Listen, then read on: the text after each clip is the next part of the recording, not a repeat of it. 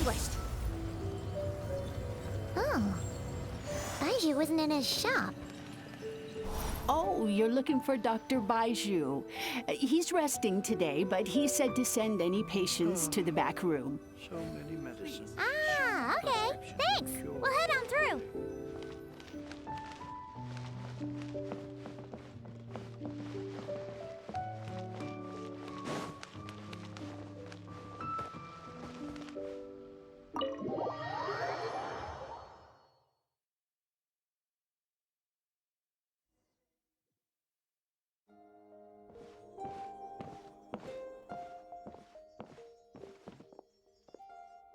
Traveler, Paimon, welcome.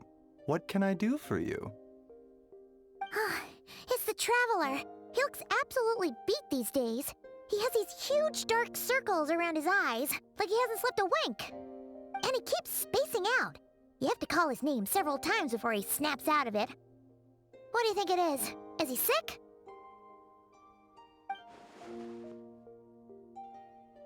Very peculiar. In all the time we've been acquainted, this is the first time you've come to me with a health complaint. Come, let me take a look at you.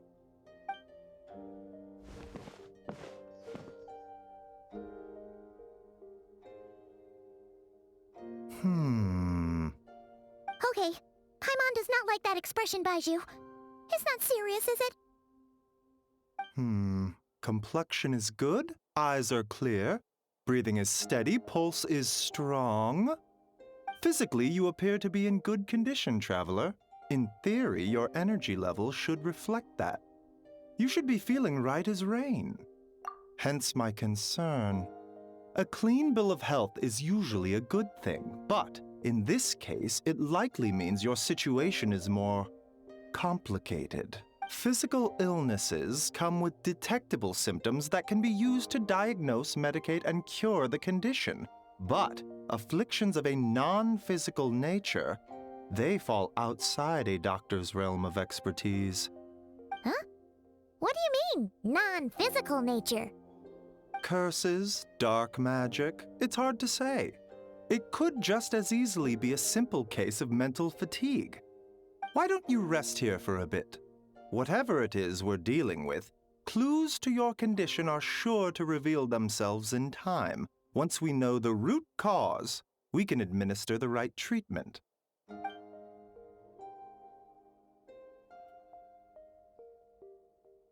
In the meantime, Changsheng and I will review the relevant literature for afflictions that present with mental fatigue.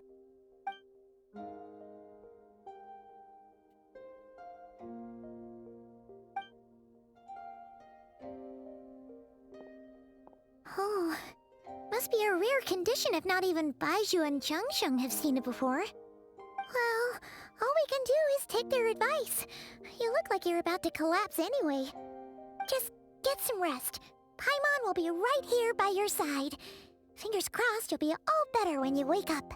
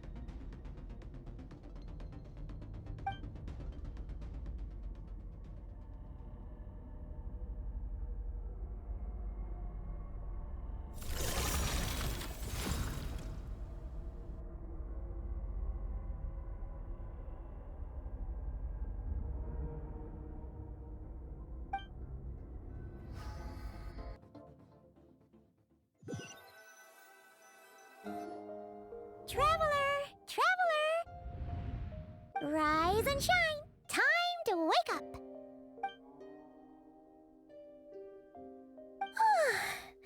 For once, you're making Paimon look like an early riser. It's already afternoon. Hopefully all that sleep did you some good. Feel a cut? What? Did you scratch yourself in your sleep? All right, let Paimon take a look.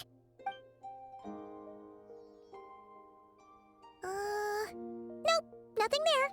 Wait, did you have a nightmare? Okay, don't panic. Paimon heard that dreams tell us what we need by showing us the opposite. So, if you had a nightmare, maybe all you need is something to cheer you up. Come on, Paimon will treat you to something yummy.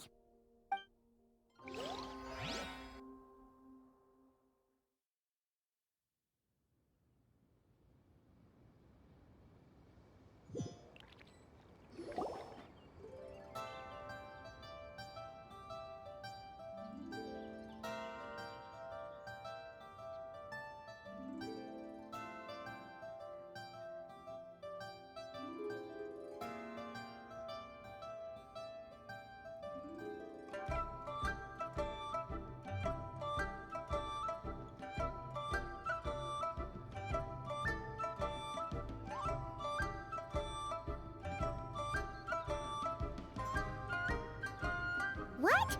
So, in this dream, you were trapped in a weird place with thick fog everywhere, and then a spike came out of nowhere and stabbed you in the back? Oh. Okay, well, that's a new one. Are you sure it was a dream? 'Cause from the way you describe it, it sounds like you were really there. But then again, you woke up right where you went to bed. And you were definitely in a deep sleep this morning.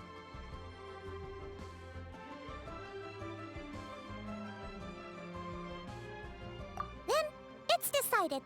Paimon will stay up and watch over you tonight. If anyone tries to mess with you, Paimon will beat him up. Or, wake you up first and then we can beat him up together.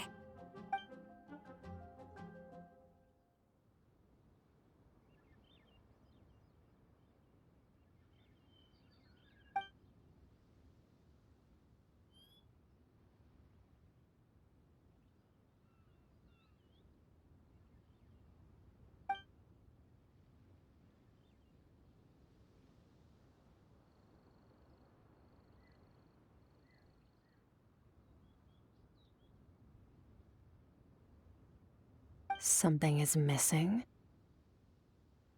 Did you just say something? The flesh remains whole, but the soul is incomplete. Left unresolved, the mind will wither away along with it. Ah! What the? Wait! Paimon remembers you! Your child's master! Right! What are you doing here? The last time we saw you was at the Primordial Sea in Fontaine, right? But then we left and never learned where you went after that. Child's been looking everywhere for you, by the way. What brings you to Wanmin Restaurant of all places? You came here looking for us? And were you the one behind that hocus pocus just now? Tell me, what is it that you saw? Tight-lipped, huh? I suppose that's fair. You, I'll take a glass of wine. Hmm? Oh, of course! Coming right up. We make this one in-house. It's not too strong. Enjoy. Chef Mao, I'll take a grilled tigerfish over here. Coming right up. Ah, if I knew we'd be this busy, I wouldn't have approved Shenhe's vacation. At the end of the day, what happens to you is of little consequence to me. I'm not here to try and win you over. Trust me or not, the choice is yours. If you want my help, now's the time to speak up. You have until I finish my drink. I was investigating an abyssal disturbance in the area and happened to notice you. Part of your soul is damaged, and the wound bears traces of abyssal corrosion. Need I say more?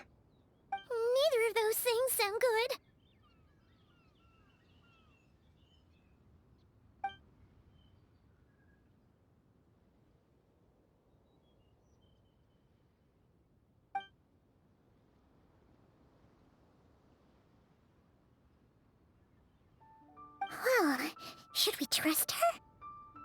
She mentioned an abyssal disturbance. Maybe that has something to do with what's going on with you. But yeah, and that thing she said about your soul being damaged is scaring Paimon. Definitely something we should fix sooner rather than later. Skirk's an interesting one, that's for sure. But from what Child's told us, she doesn't seem evil, at least. 1, 2, 7, 10. That'll do. Well, have you made up your mind?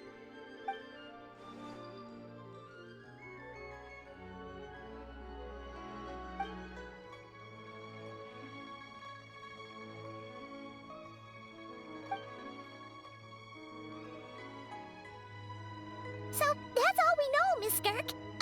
Ma'am, can you help us? So, you couldn't disperse the fog. I understand. Come find me in the Guili Plains when you're done here. Oh, and I left cash for the drink on the table. Settle the bill for me, will you? Oh, okay. Huh? She disappeared!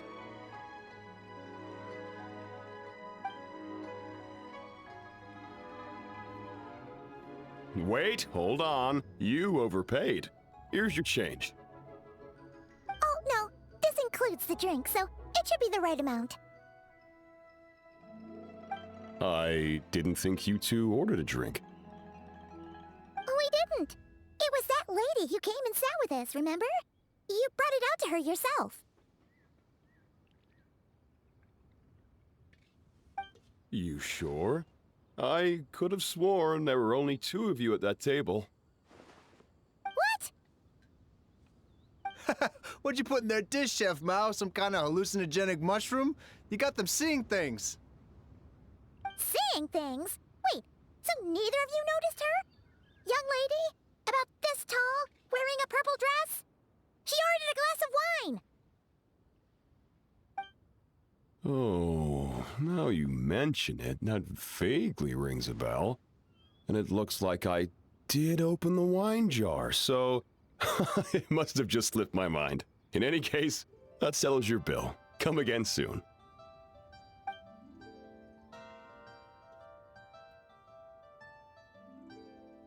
Coming! Okay, what was going on there? It's like they didn't remember Skirk being there at all. Even Paimon was half convinced we hallucinated the whole thing. But that Mora she left for us was definitely real. Oh, this whole situation is giving Paimon the creeps. But anyway, she told us to head to the Guili Plains, right? Let's not keep her waiting.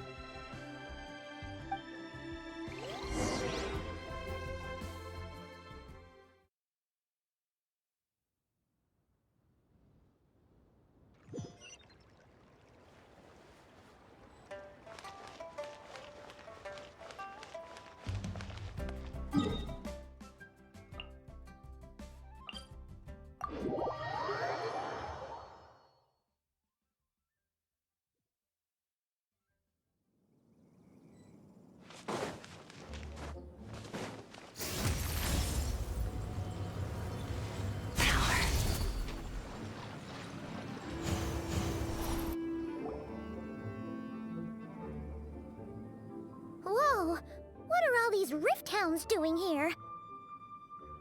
Huh, looks like they're collecting something. Let's go check it out.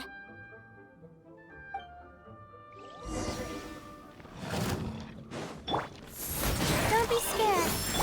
Strike a pose! A little amuse-bouche. Start!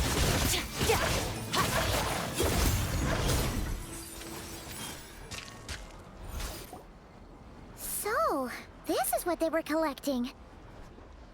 Yeah. What is going on here? From the moment they are born, all beings with great power have an impact on this world. Even if their body is sundered and their soul extinguished, their influence remains. Gods are the most common example of that. The remnants of gods who fell thousands of years ago remain buried deep within the earth, carrying within them a warped will and a dark curse. Together, these remnants form what you call god remains, and it appears that some of those sealed here were dug up and removed. There are traces left, but they're fading fast. Ugh. What are you doing? Nothing! Just wanted to make sure you were, real? She's definitely not a ghost traveler. Paimon poked her, and she's solid. Your life hangs in the balance, and that's what you're fixated on? Strange set of priorities. It was just a trick to avoid being perceived. If someone notices me, those memories are erased. Simple as that.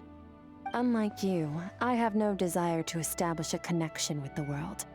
The weak and the lowly have no right to remember me. They're lucky they only have a few missing memories to show for it. Now, can we please get back on track? Okay. Where were we? Right. The god remains. So, basically, there's now less of them here than there used to be, right? Isn't that a good thing? In our experience, god remains are 100% bad news. A lot of terrible things have happened because of them. Maybe it's a good thing by human standards, but power doesn't come from nothing, and it doesn't just disappear for no reason. The remains aren't just gone, they were taken. Very clever, traveler. You aren't the only one who had something taken from you. There are victims like you everywhere. The only difference being, you can speak, and the remains cannot, so it went unnoticed. Something similar happened in Sumeru. Within the span of one night, countless consecrated beasts were slaughtered, and a large amount of the god remains buried in the desert went missing.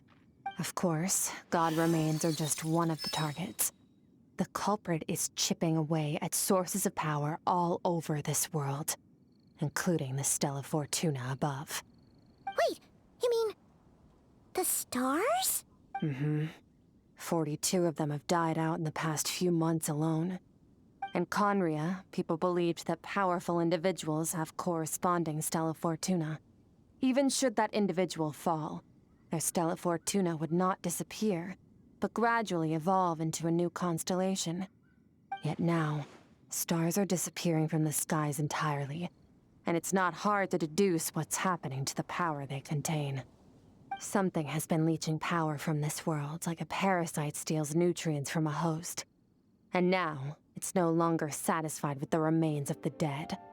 It wants you. This time, it only took a fragment of your soul. But next time, there's no telling how far it could go. No one knows. All I know for certain is this. Getting back what you lost will not be easy. Considering how much power this entity has stolen, it must be a god-level being by now at least. But that's not the real concern. Souls are fragile things, and yours could easily be crushed if you go up against it. So you're gonna help us, right? We're going to help each other. You are my ticket to uncovering this thing's true identity. Well, great! You seem super strong, and you know a lot about the Abyss, so Paimon will take it. Don't get all mushy on me. All I'm doing is helping you get back to normal after a sudden crisis. And I should warn you, getting mixed up with me can have unforeseen consequences. We're on very different journeys. You don't want to be in my debt, trust me. You help me uncover the truth behind this entity, and I'll help you recover what you lost. This is a transaction, that's all. You would do well to remember that. Now, come along. Yeesh! You'd think she'd be a little friendlier since she's agreed to help us. But nope, she's just like when we met her in the Primordial Sea. So cold. Well, whatever. If that's how it's gonna be, then she doesn't deserve our friendship. What she does deserve is a super embarrassing nickname. Ah! Paimon's got it. Frosty the Lavender Melon! Serves that Ice Queen right! Anyway, the important thing is that we get that piece of your soul back. So, let's follow her and see what sort of plan she's got.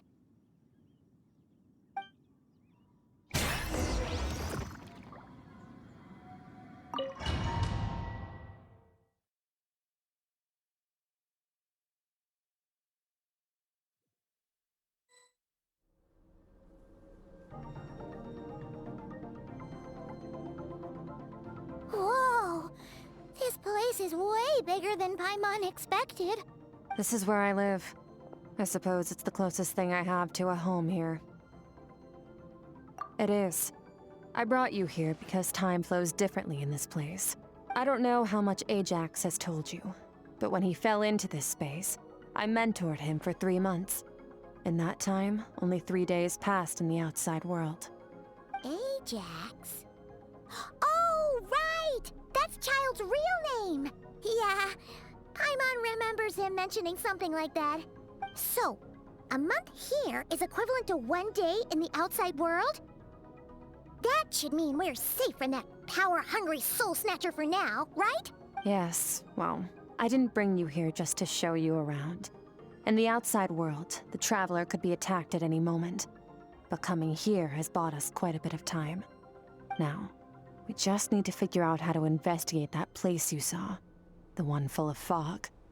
Both your description and the abyssal disturbance I felt point to that space having some connection to the abyss. It could even be a domain similar to this one. The thief who stole that fragment of your soul is hiding there. But the abyss is a chaotic and turbulent place.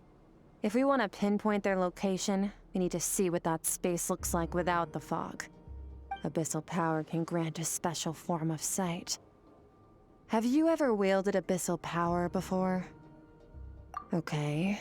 Do you plan to learn? That tracks. All the information you have suggests the abyss is something sinister, and that abyssal power is a wild and dangerous force that always spells disaster. And you're saying that's not true? Depends on your perspective. Floods and hurricanes take countless lives too. But if one day you gain the power to control them, what was once a calamity is now just another tool in your arsenal. I'll respect your opinion, though. Just means we have to turn to the second best option. A little abyss crystal that contains my power. Wear it on your head, and we'll be able to perform dream mirroring when we fall asleep. Dream mirroring? It means experiencing whatever the other person is dreaming. Everything they see, think, and feel. Since you haven't studied the art of using abyssal power, and have no plans to jump in the deep end right now, I'll have to do the investigating for you. With dream mirroring, every time you slip into a deep sleep, I'll see with my own eyes whatever scene plays out in your mind. Then, I can guide you through the dream environment, and we'll take back what was stolen from you. Huh. You make it sound so simple. Tough to say. This is an unprecedented situation for both of us. Even assuming we do manage to find where this entity is hiding, like I said, getting your soul fragment back won't be easy. To play it safe, I need to give you some special training first. Wait, you're gonna teach him some of your martial arts? Does that mean the next time we see Child, we have to treat him like our senior? Do as you want. For my part, I don't see you as my disciples. You're already a pretty good fighter. All I'm planning to do is build on your current skills and train you for the specific scenarios that I think we might face. But that's enough talk. If you're ready to do this, then come with me. Time might be more lenient here, but that's no excuse to waste it. Oh, she moves fast. Paimon can hardly keep up with her. So, special training, huh? Kind of a rare opportunity. With your skills, there's not a lot of people qualified to train you. The last time something like this happened was probably anti-Raiden Shogun training, right? Oh, feels like a lifetime ago. Skirk seems pretty strong too, though. Remember how she said that the all-devouring narwhal was just her master's pet? Maybe we really will learn something here.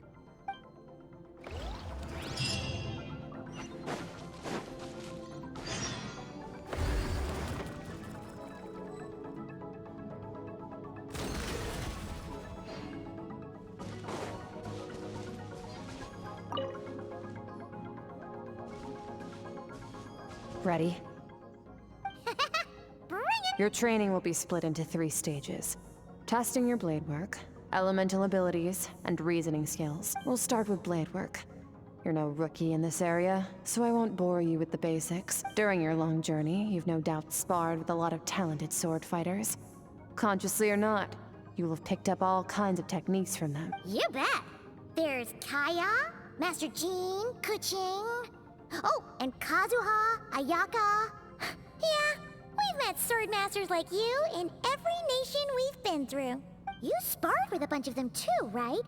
Nice to know it's all gonna come in handy. Don't get too smug. In sword fighting, techniques alone are not enough. You need a cohesive system to bring it all together. A style or school of fighting. To use the human body as an analogy, your style is your skeleton, the foundation, the framework. Techniques are the muscles and other flesh attached to the bones. This is where your strength comes from. Improving your sword fighting is like growing that body. If your frame got bigger and taller, but you didn't add any muscle mass, you'd be weak and flimsy. Then again, if you packed on pounds of flesh without a big enough frame to support it, you'd end up bloated and unwieldy. You need to do some introspection.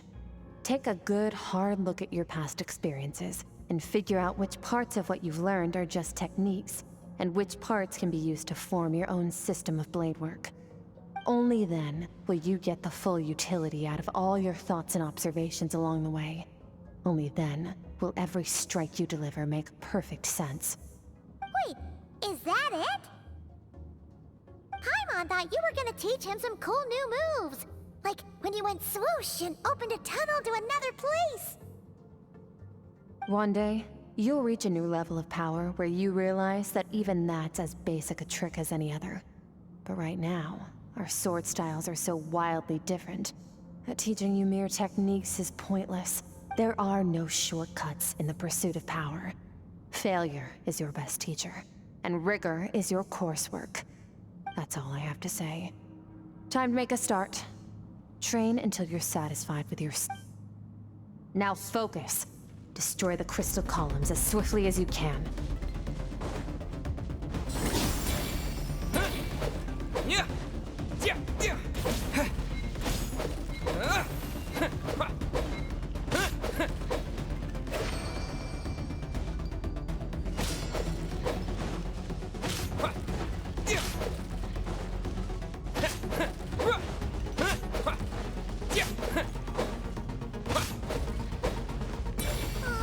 This is making Paimon's head spin. Hang in there, traveler!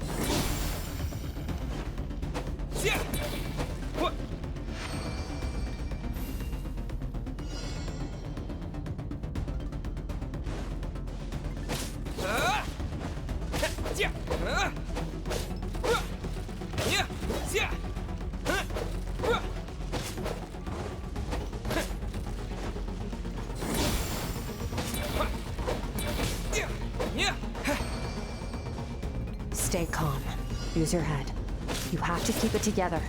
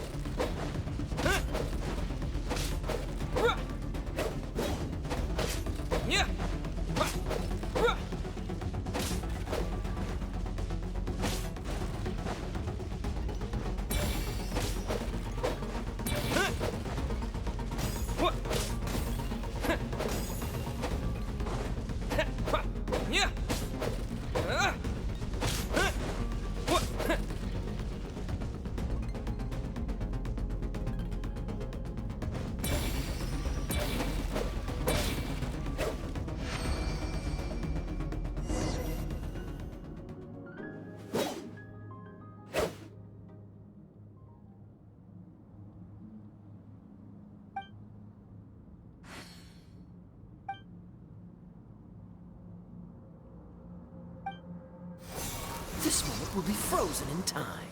Cut to the chase. Consider a moment of true mastery that you've witnessed in another person, and ask yourself, what lies beneath the surface? What's their guiding philosophy? What's their state of mind as they maneuver their weapon? Now take that and practice it right away with speed, skill, and strength, over and over, until your hand is one with your mind. This is the only path to true growth. Step on up. Dance with the waves.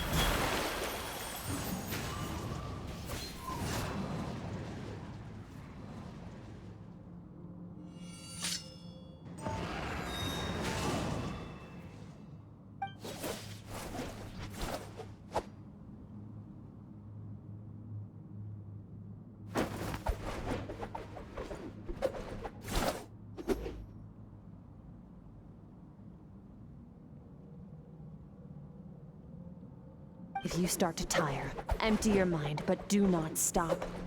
Stay in that frame of mind as you keep up the fight. Get rid of all redundant movements. Imagine your sword is an extension of your own body. Wield it just as you wield your arms, hands, and fingers.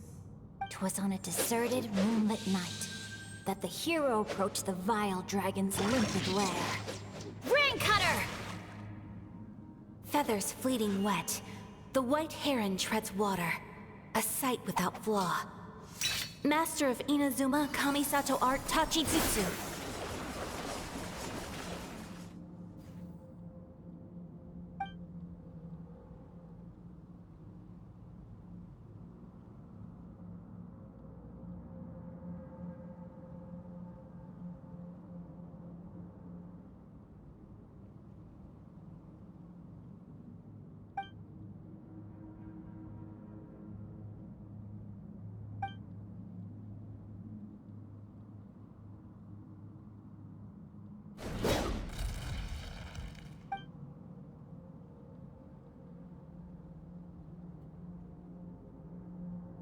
Huh. Looks like you've made some real progress. That concludes your training session. Awesome! Paimon knew you could do it! How do you feel? As you should be. Time flies when you're training hard. You've actually been going for several days now with no rest. Yeah. Meanwhile, Paimon's had a whole bunch of naps. But you were so focused, she didn't want to interrupt you. Go get some sleep. I'll be doing the same very soon. Let's hope you see that foggy place in your dream, so I can get this investigation over and done with.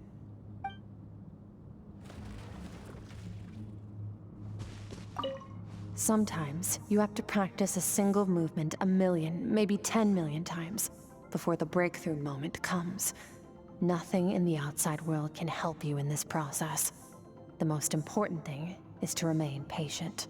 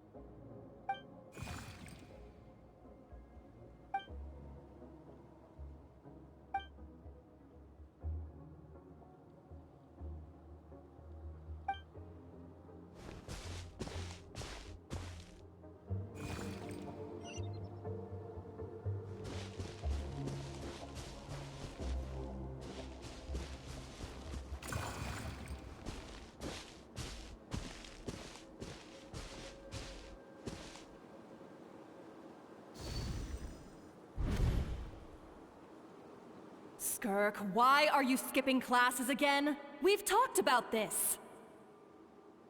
'Cause he's a crabby old man, and he's a boring old man. I don't like going to his classes. Excuse me. You shouldn't talk about your teacher like that. It's very disrespectful. All right, let's not get into a big fight about this. Skirk's learned what she needs. There's no point forcing her to sit through more classes if she doesn't want to be there. But I'd still love to hear about what you got up to yesterday. Why don't you tell your dad all about it? I went diving, and I saw this huge fish. I never knew they could get that big. It looked kind of dumb, though, with that stupid big fat head. I tried to shake its fin, but it just spat water at me. Oh, and today, I'm gonna go to that prairie up north. There's supposed to be this giant bird there that can spit fire. I bet if I climbed on its back, it could fly me all the way to the stars. Then I suppose your old dad should get one as a pet too. Otherwise, how are you gonna hear me call you for dinner up there in the stars? When it's time to eat, I'll come back on my own, Zilly. Anyway, gotta go. Bye, Mom. Bye, Dad. Wait!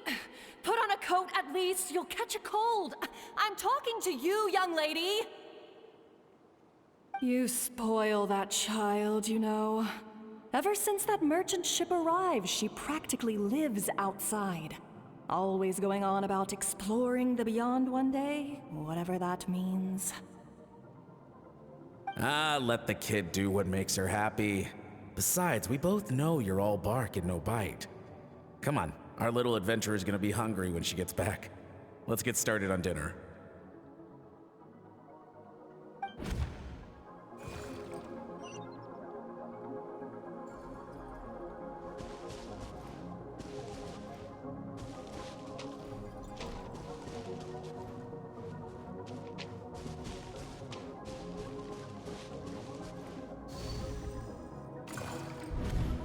The stars shimmer high above. But what lies beyond the stars?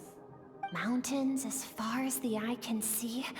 An endless snowy plain? Or maybe buildings taller than the sky, like the people from the merchant ship said?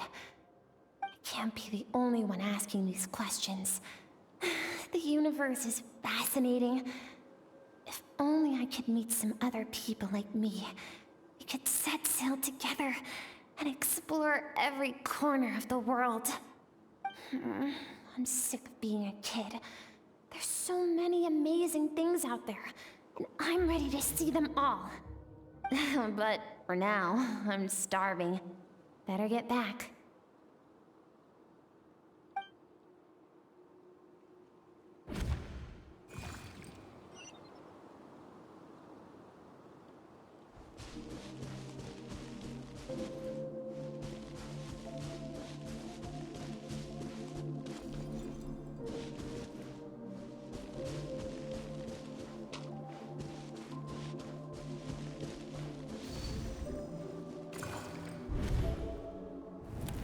Don't let a single one of them get away!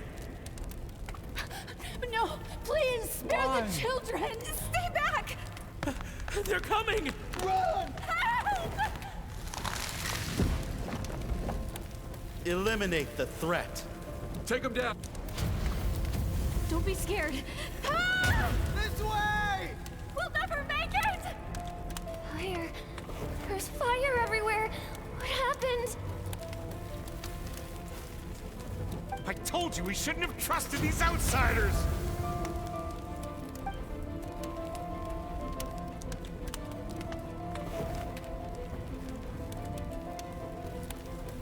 Why are you doing this? What did we do to deserve this? We welcomed you with our finest food and drink, showed you the best our home has to offer, gifted you cloth dyed by our own hands. And this is how you treat us? Run! Save yourselves! Captain, Zone 3 is clear and we have Zone 2 surrounded. Begin extermination. Remember the orders from upper command. No one is to be left alive. Rest assured, sir. We have enough munitions to annihilate these savages and burn their entire civilization to the ground. Good. The only ones who put up a real fight are that man and his wife, correct? What's their status?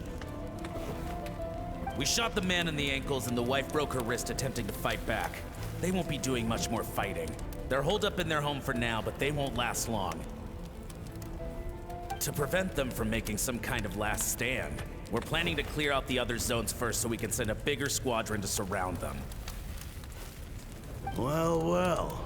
Turns out some of these beasts do know how to use their claws. Now the threat these savages pose will be undeniable. Let them cling to what's left of their lives for a little longer. Once the other zones are cleared, I'll cut off their heads myself.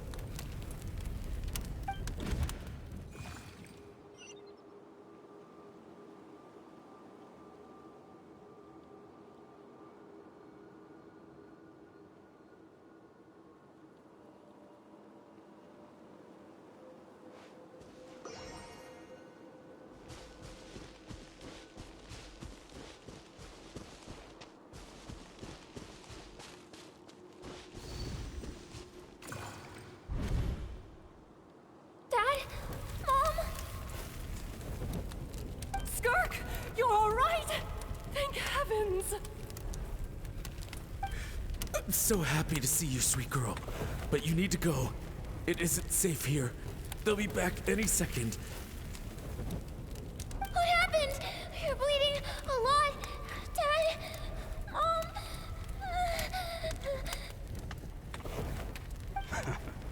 This is the place. Alert all units. Prepare to surround. Run, Skirk! Run as far away as you can! Don't trust anyone! Your dad and I, we're not afraid to stare death in the face, but we need you to survive. My clever girl, so curious. You're already so brave. I know you're going to grow up to be such a positive light in this world. Whenever you miss us, just play this song. Remember, life is a gift. Don't let darkness claim it. Break down the door! Look what we have here. A savage that can pluck a tune. Well, the show's over.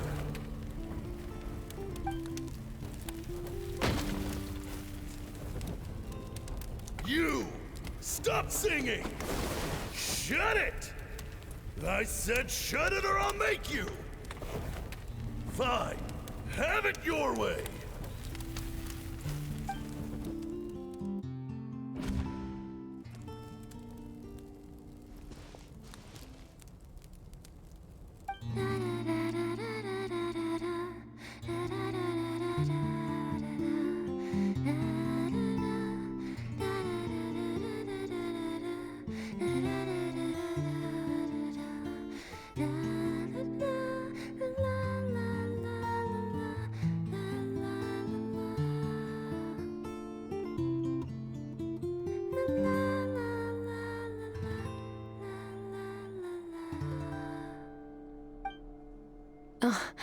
You're awake? I found a few clues while you were asleep, but it's only a start. Now, time for the second stage of your training. This time, the focus is elemental energy. Come find me when you're ready to begin.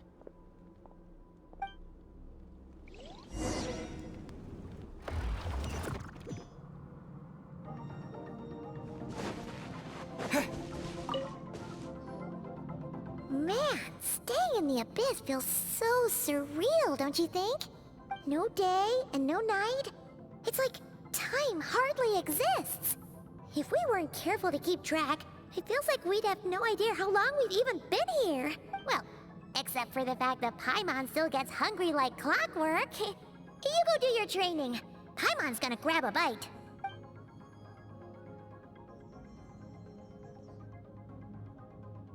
The way I see it, the pursuit of power is divided into 3 stages. The first is mastering the use of standard weapons. Next is learning how to harness natural energy. And after that, you're free to challenge even higher dimensions. The natural energy of Teyvat is, of course, elemental energy. But that's not my area of expertise. I draw from a different source of power. Abyssal power, yes. Also known as the power of the Void Realm. My master, Sertologi, is a true expert in that area. After all, he was one of the group of 5 that infamously stole the all-encompassing power of the Abyss. An act for which the people of Conria gave them the epithet, the 5 Sinners. The elemental energy of Teyvat, on the other hand, is derived from the power of the Light Realm. These 2 forms of energy exist in direct opposition to each other. Suffice to say, there's not much I can teach you this time.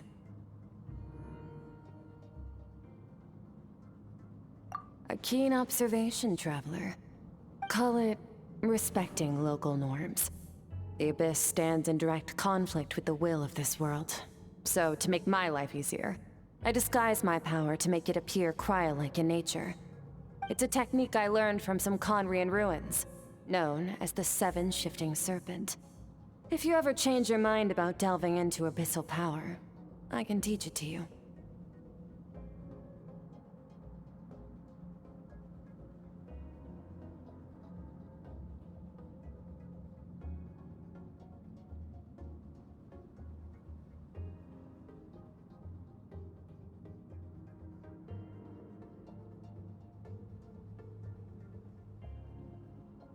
So I've heard.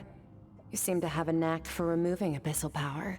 But is purification really what's going on there? Like I said, power does not simply disappear. Just thinking out loud. Let's focus on your elemental training.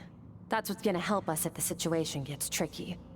True growth comes from adversity, but only if you make the choice to pick yourself up again every time you fall.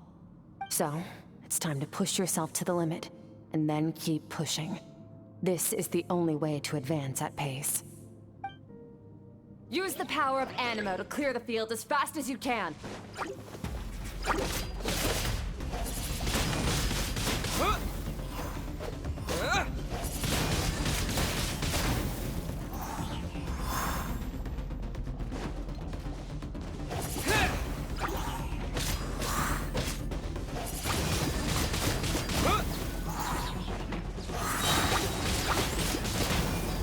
Disappear!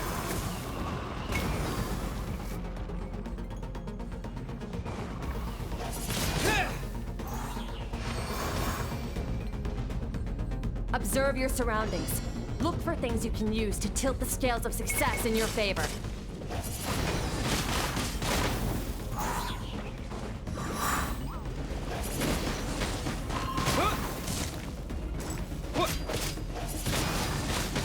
Wind blade! With the wind!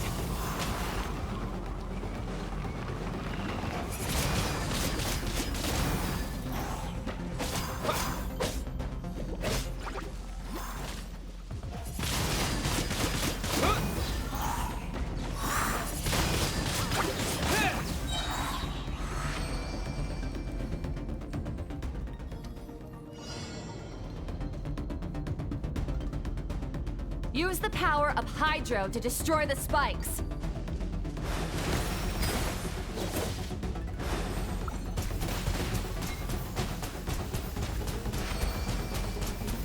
Water jet! Faster. Don't give them a chance to strike you. You need to be quicker than you were in your dream. You can't afford another injury like that. Water jet!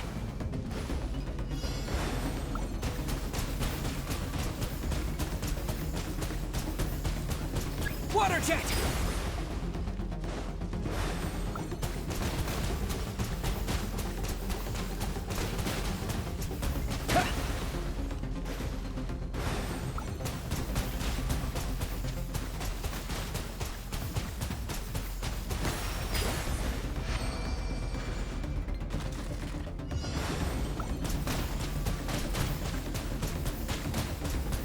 Water jet!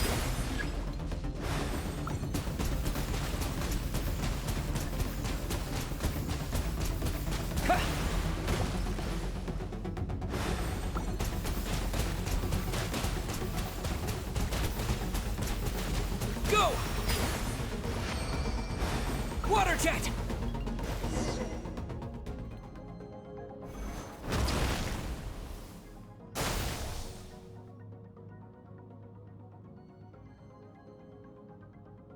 You need to understand what makes you special. The ability to wield elemental energy without a vision and switch between the elements at will. It means your aspirations need no approval from the gods. Your power is not bound by the rules of this world, so be bold. Do not be afraid to chart your own path.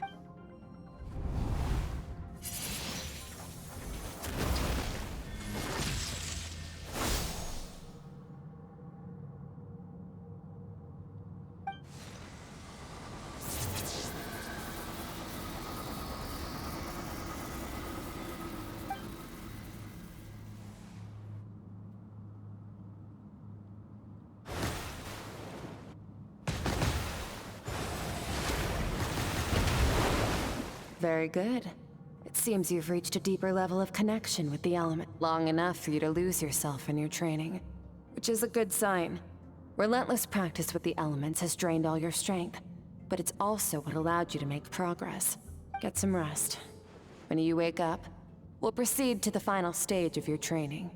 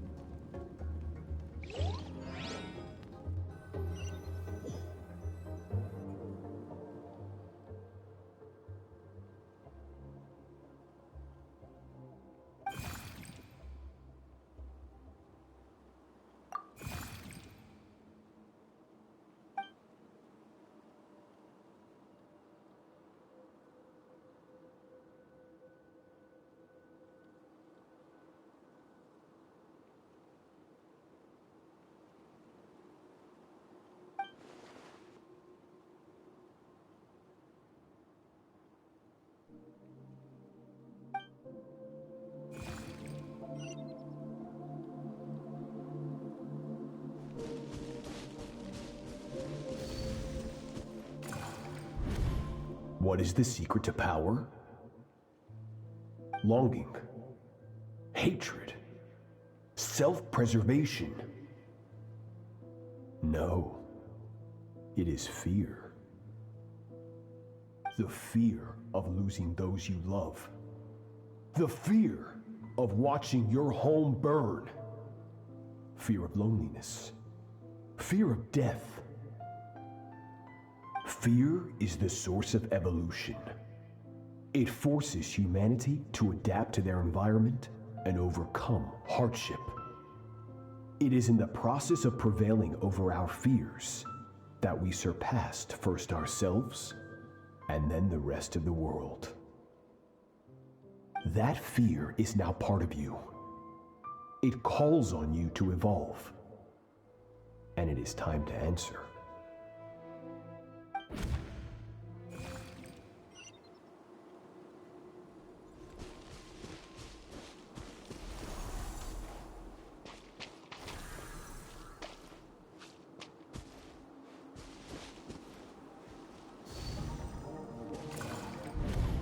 Any minute spent missing home is a minute wasted. Practice your sword work instead. Do not make me tell you twice. But, Master, I can barely lift the sword anymore. If I keep going, I feel like my wrist is going to break. So it has not broken yet. Then pick up your sword and keep practicing until it breaks. I want to hear the cracking and splintering of bone. After all, bones can always be reset.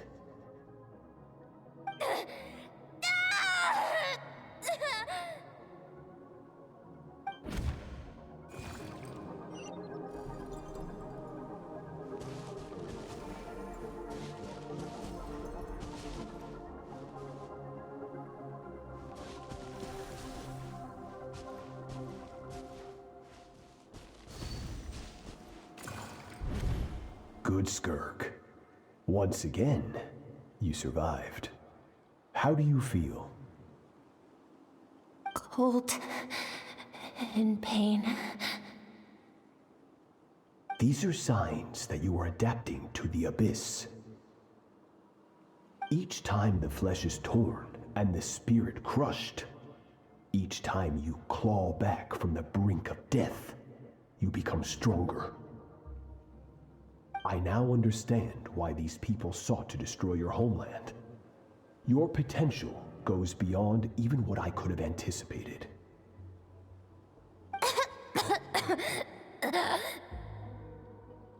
But you still have much to learn in your pursuit of strength. Your mind is rife with distractions. From now on, I shall show no mercy in your training. You must learn to shut out all the pointless emotion, crush the self that makes you weak, and become master over your physical form. Get up, skirk.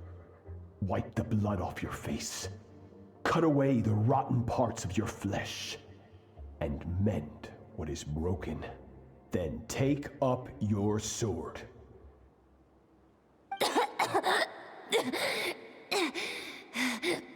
Yes, Master.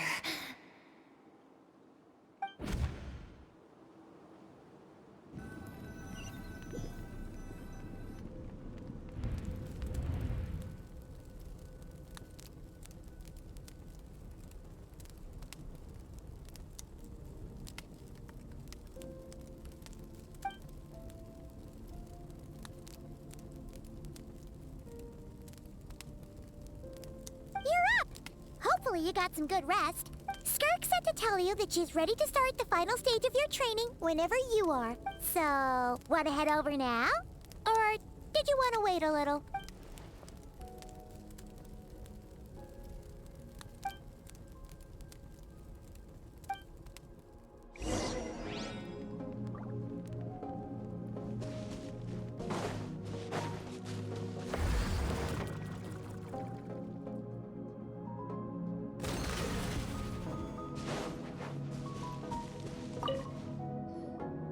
From your training so far, you have gained better command of the sword, and more control over your elemental ability. That's only part of it. Experience is the real teacher. Your journey, the friends you have made, the dangers you have faced. These have taught you more than I ever could. Now, it's time to focus on how you react under pressure. You must be able to think rationally, even in unpredictable combat situations. To simulate this, I'm going to attack, and you're going to block. Ready?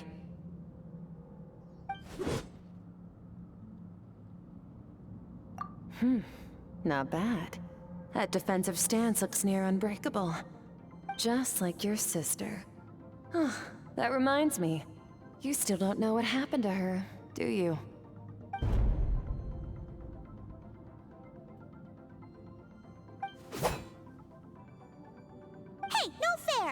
Cheating!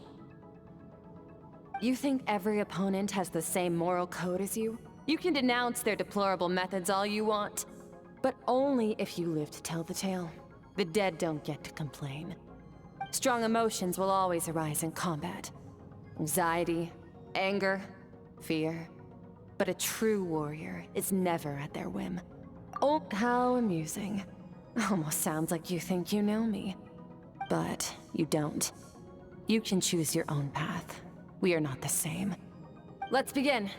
Try to use reason over emotion. Make the most rational and advantageous decision in any given moment. This is your final training session. Look alive.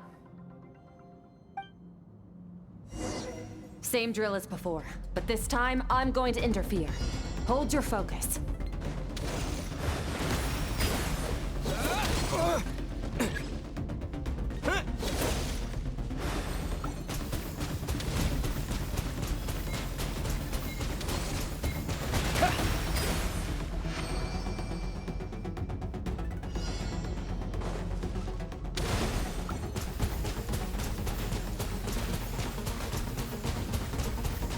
Water jet!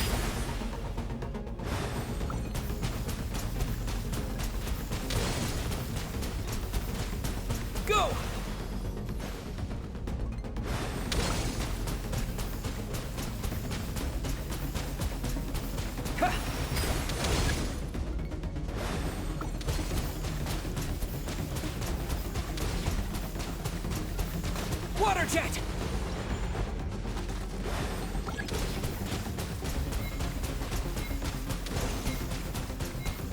Water jet!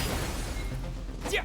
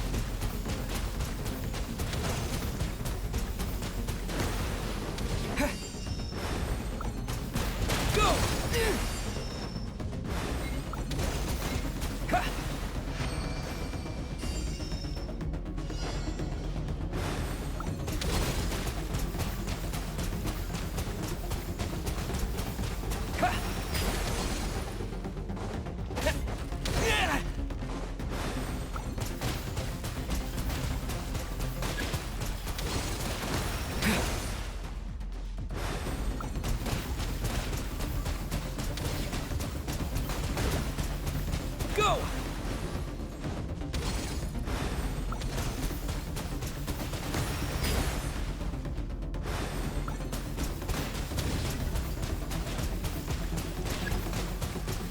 Water jet!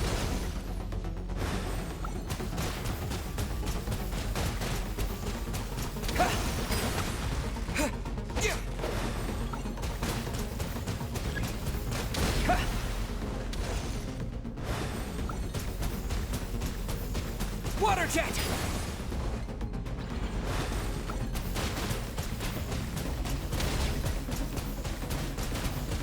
Go!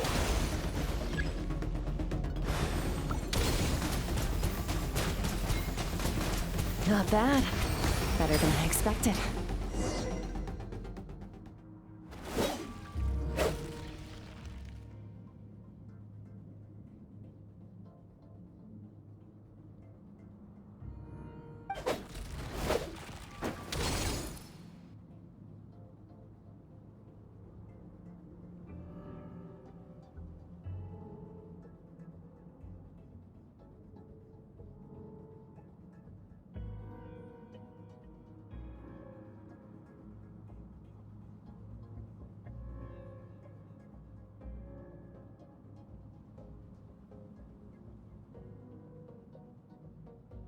You're getting the hang of it. The first step to controlling your emotions is controlling your mind. You want a unified train of thought. It all comes down to focus.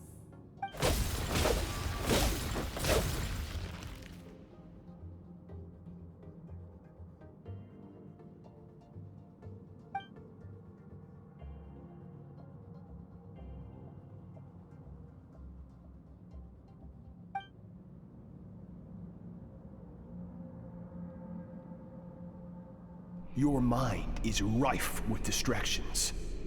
From now on, I shall show no mercy in your training.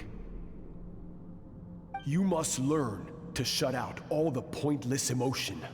Crush the self that makes you weak, and become master over your physical form.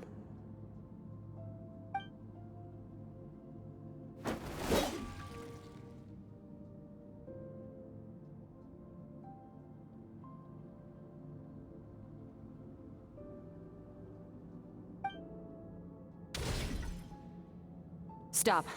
Let's pause here. One look, and I can tell your mind has wandered. That's to be expected. There's a limit to how long a human being can concentrate on one thing.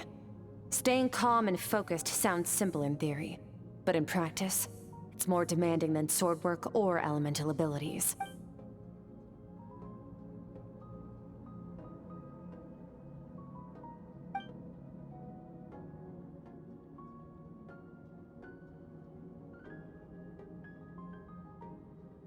Get some rest. No point training further if you're already dead on your feet.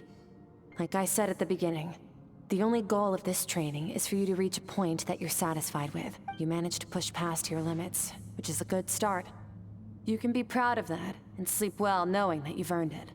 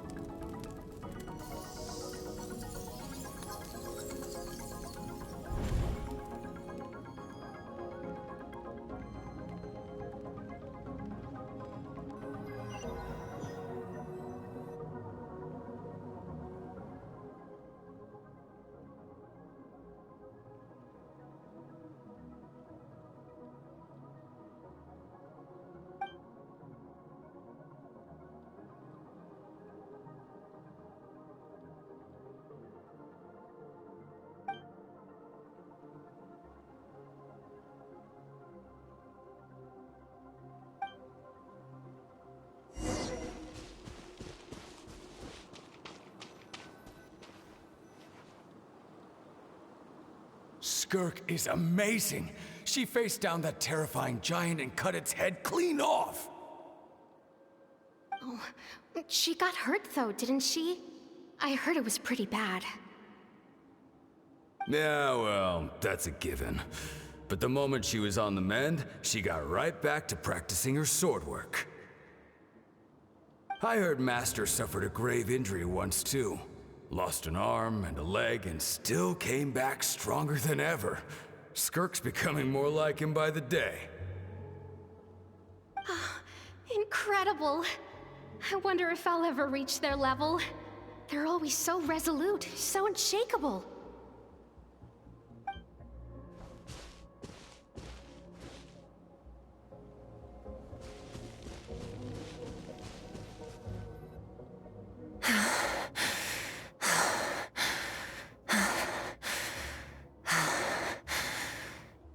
Pathetic. You're not even trying. You're so much weaker than you think. Skirk, have you become a positive light in this world?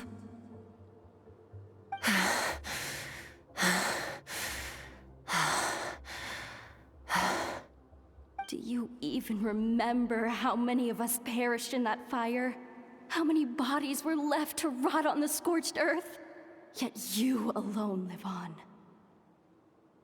Keep your gaze fixed on your blade. You don't deserve to rest. I have so many questions. I just want to jump in a spaceship, explore the whole universe, and get answers from the stars. I just need to wait till I'm grown up.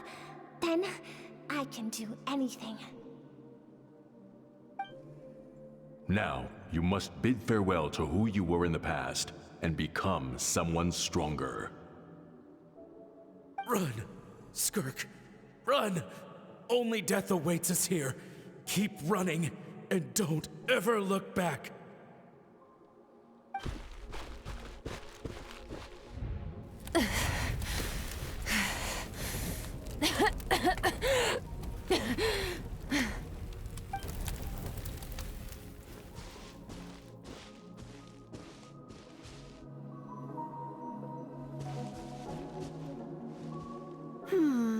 Let's see here.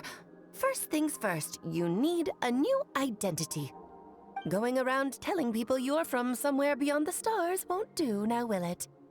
How about saying you hail from beneath the earth instead? As the Conrian saying goes, venturing out into the universe and down into the abyss are the same in that both are braving the dark unknown. Well, I'm a visitor on this planet, so I'll follow the rules. Ah, splendid. That saves me quite a bit of trouble. Let me offer you a piece of advice in return, although it might not be what you want to hear. I know the pursuit of strength is important to you, but taking a moment for yourself every once in a while is never a bad idea.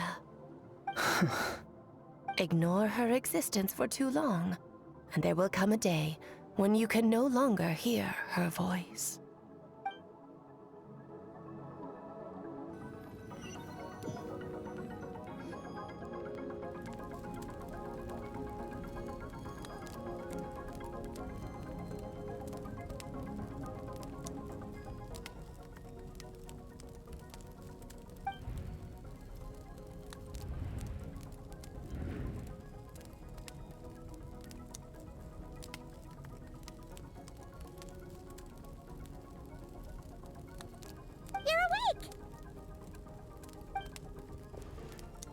You must be starving, right?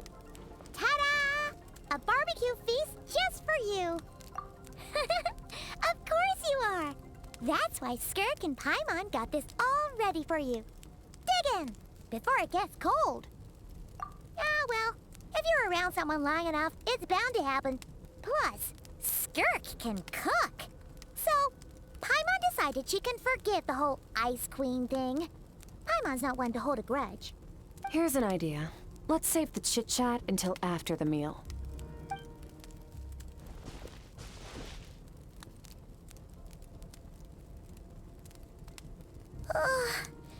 Okay. It's Paimon's turn to sleep now. Wake her up when it's time to go.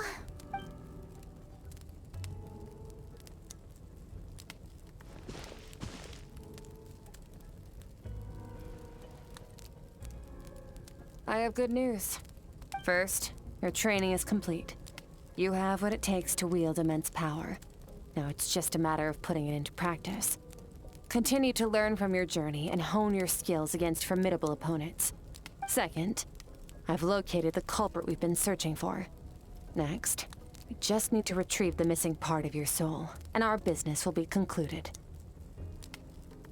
When Ajax trained with me, he once told me he was bursting with questions. So I allowed him to ask me 3 of them before he left. You and I may never meet again, Traveler. So if there's anything you want to ask me, now's your opportunity. Just like Ajax, I'll answer 3 of your questions.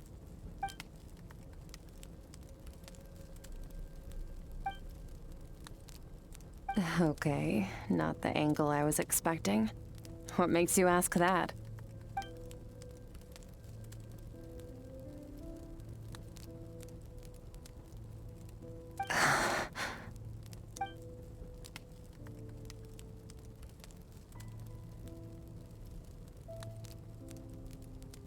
I knew that was a possible side effect.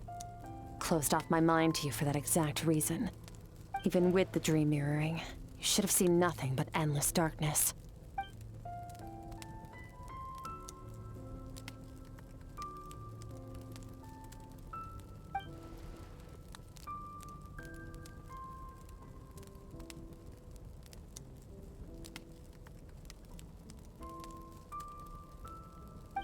Whatever. Must have been a flaw in my execution. I shouldn't be too surprised. Due to some recent circumstances, my self-control has been lacking as of late. Since you've seen what you've seen, there's no reason to hide the truth. All I ask is that you keep it a secret. No, I'm not from Teyvat. I'm from a different planet. And there was a time when I journeyed through the stars.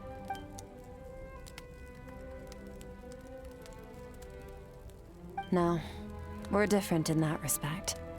You're influencing the fate of this world. But me, I'm just passing through. Several hundred years ago, my master, Sertologi, opened the border between worlds and sent me here. But this is not my home. And one day, I'll return to the vast unknown of space. So, there you have it. On to your second question.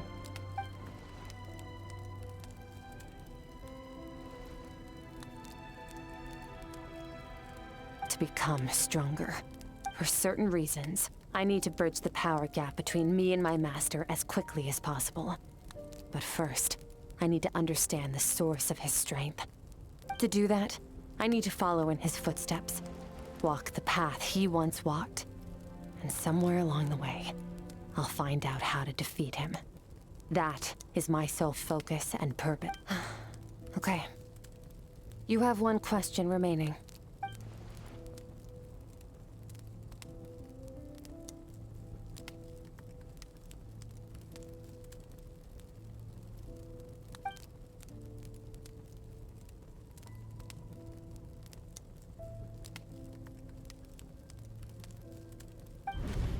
You make it sound so easy. Ever since the incident I experienced there, I've never stopped searching for Master Skirk and that unknown abyss. But it's been years now, and I've still found nothing.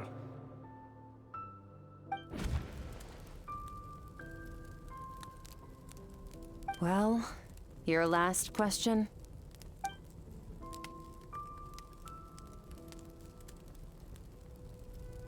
Ajax. His situation is different than yours. Before you ever crossed paths with me, you'd already encountered many formidable people, studied their techniques, and developed your own skill set. So, during your training, all I had to do was build upon that foundation. But Ajax was so young when he came to me. A complete blank canvas.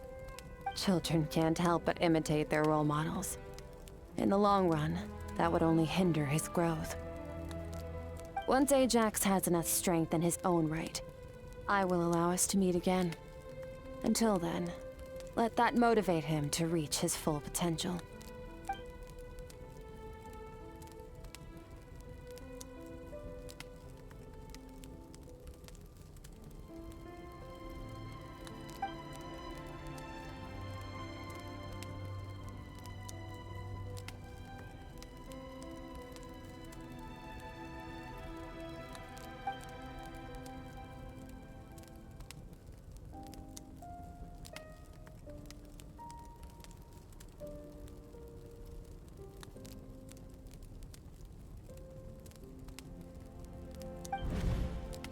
Unlike you, I have no desire to establish a connection with the world. The weak and the lowly have no right to remember me.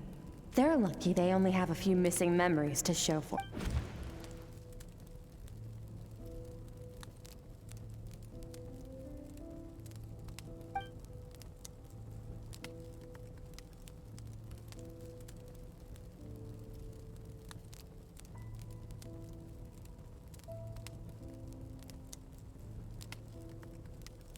Wake up your companion.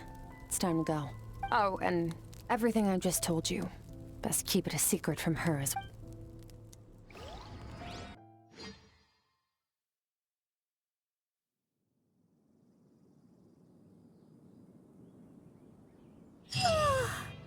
Time to go. Oh, finally. Where are we headed?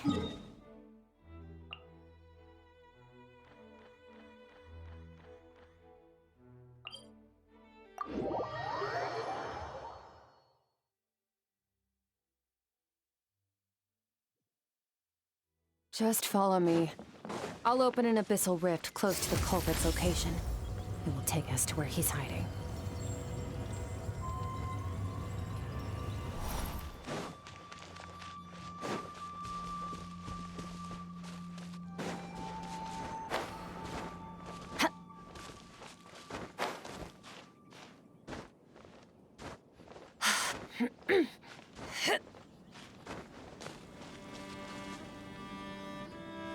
Wait, this is near the chasm, right?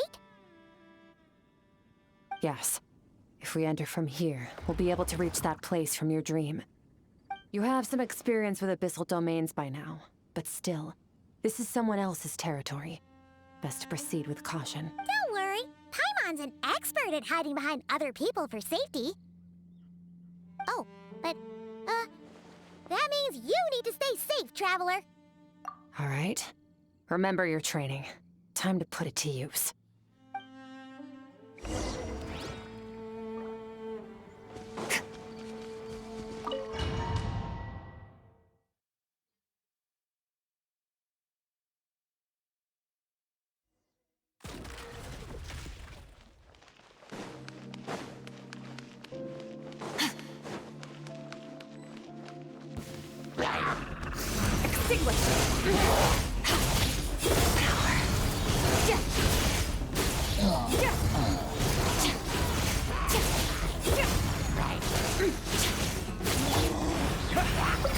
Wipe out!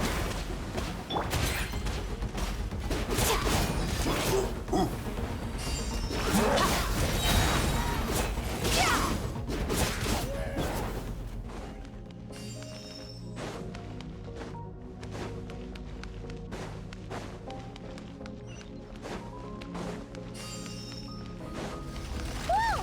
Look at all these spikes! Careful! Don't get hit! You know what? Paimon's just gonna float behind you. Come on, you got this.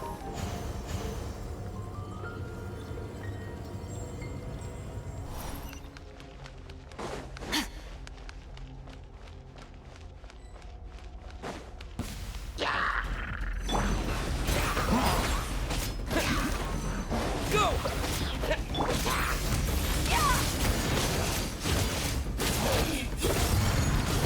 Mine to wield. Hey, what are you two doing?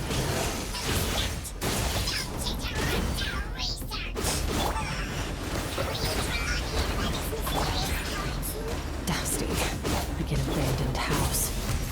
Let's press on.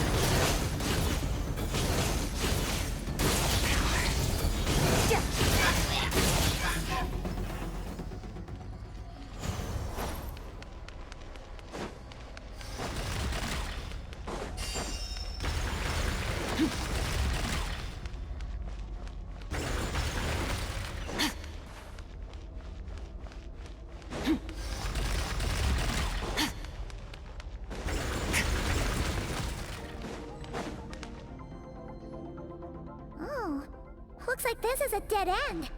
Did we make it to his hiding place? Ugh, this fog is making it impossible to see anything.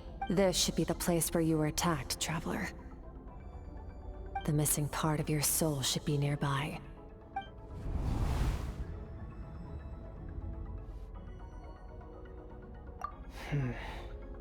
Our opponent must have covered his tracks just in case.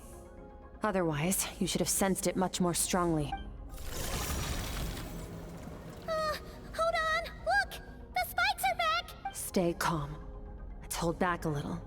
Give our enemy some wiggle room so we can see what we're dealing with.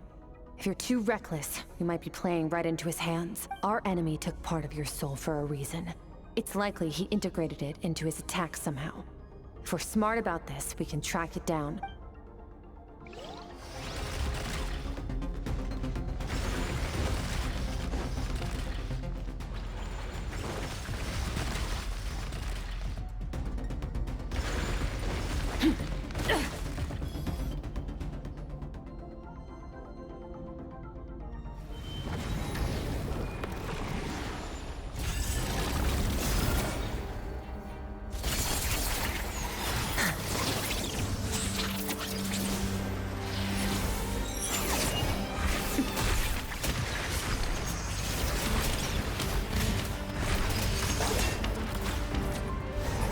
From the start, the attacks have been focused on me.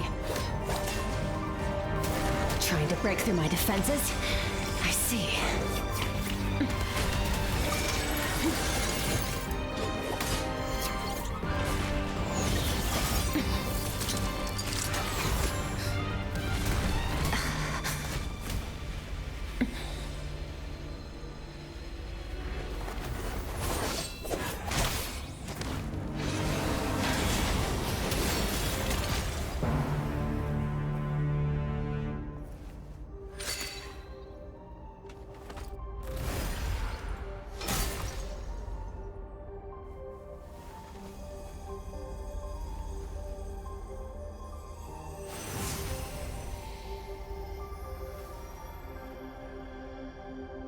There.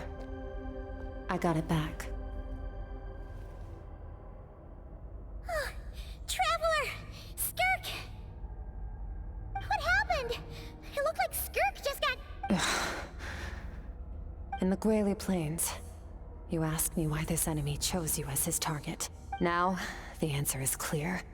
It's not just the fact that your strength is impressive. It's also because of your ability to, as you put it, Purify abyssal power, whatever that actually means. The fact is, that ability allowed him to do something that should have been completely impossible. Namely, break through my defenses and steal my power. No, he couldn't have known I'd come to his domain. He only stole your soul fragment because he knew the value of its power. I doubt he expected it to come in handy so soon. Call it fate, if you want. I believe that's the term they use in this world for arbitrary coincidences like this. In any case, it works to our advantage. Once I realized what he was using that power for, it gave me the chance to get back what you lost. I'll cope. Well, done gorging? Good.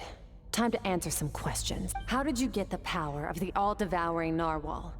The all-devouring narwhal? Oh, of course! Paimon knew that spike thing looked familiar. It looks just like that narwhal's horn! I highly doubt you acquired that power through your own strength. Tell me I'm wrong. You're desperate enough to scour the land for god remains and whatever vestiges of power you can find. That alone proves you wouldn't be able to defeat a creature like that. Which leaves one possibility. You know my master, the Foul, Sertologi. The Foul? Who dares call him Foul?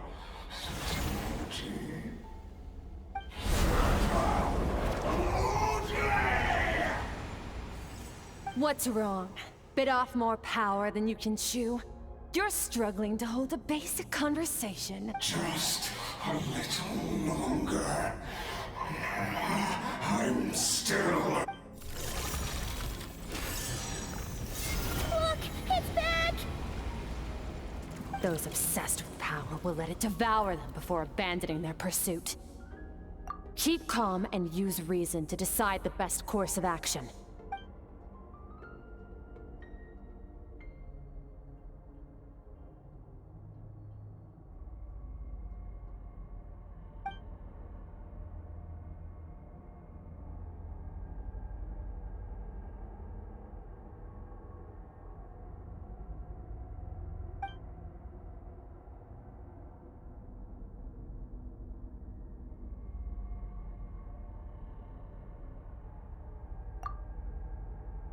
Wise decision. Final victory doesn't always come after a single battle. You've got your soul fragment back, so we both got what we came for. Let the enemy draw breath while he can. It won't get us out of here, Traveler. You'll need to lead the way this time.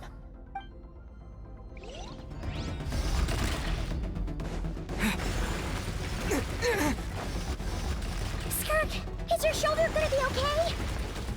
The wound is minor. It'll heal in no time. You should focus on getting out of here alive instead. Uh-oh! Falling spikes! Run!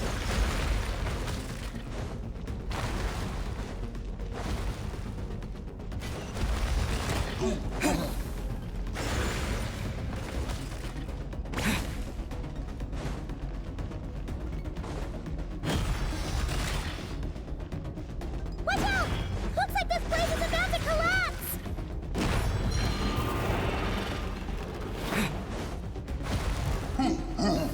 So, this guy's power has something to do with the all-devouring narwhal. Did you know that all along, Skirk? I had my suspicions. That's why I decided to investigate in the first place. But suspicions only get you so far. I needed to verify it for myself.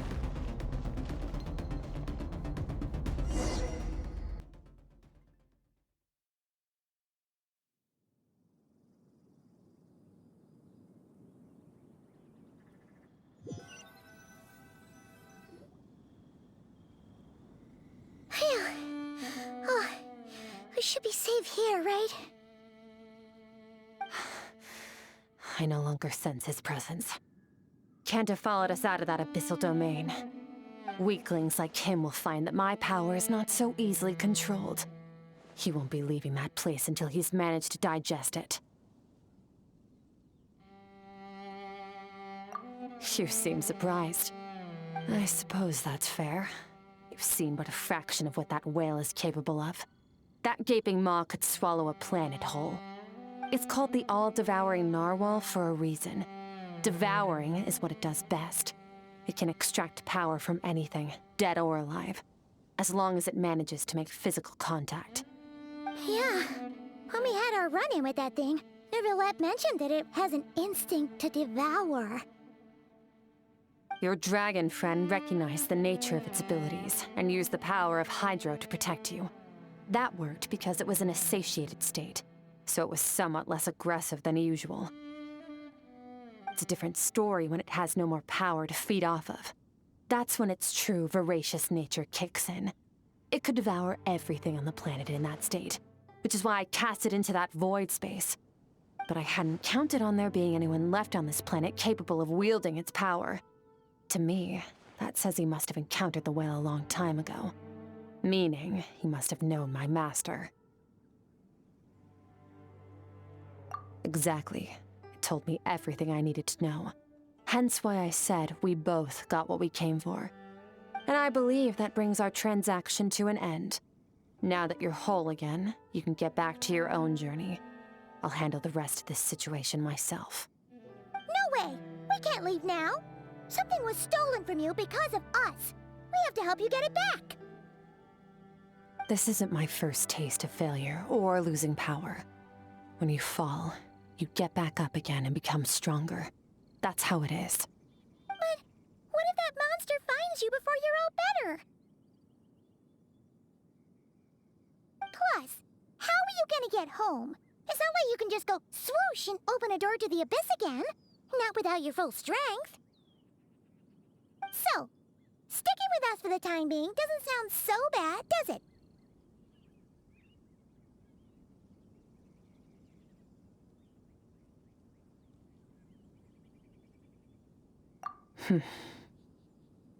Fair enough. Then take this. What is it? A bag of Mora. Nothing in this world is free.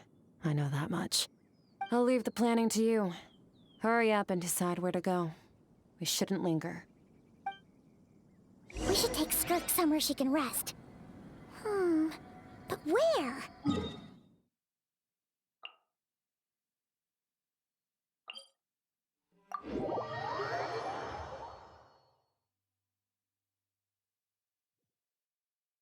Paimon gets the feeling Skirk wouldn't like being around a lot of people. Oh wait! Baizhu said we could rest in the back room of the pharmacy, didn't he? Let's head there!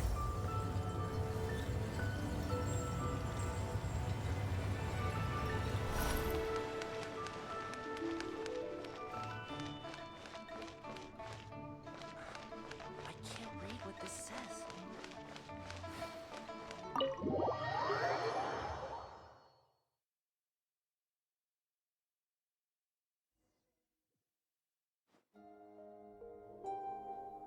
Huh.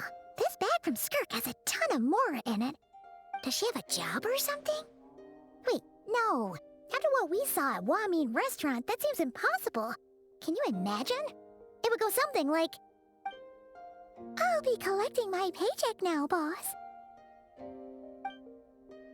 Oh, sure thing. Wait, who are you? Have we met? Can't hold a job if you make everyone forget about you. So, what did you do to get all this Mora? Claimed some buried treasure, took care of a few monsters that were causing trouble. Nothing untoward. It's safe to use. Ah! You heard all that? A sonorous voice like yours is hard to miss. I wouldn't be surprised if the sound of it traveled to the nearest mountaintop. Then, did you by chance happen to hear Paimon's little, You mean when you called me Frosty the Lavender Melon?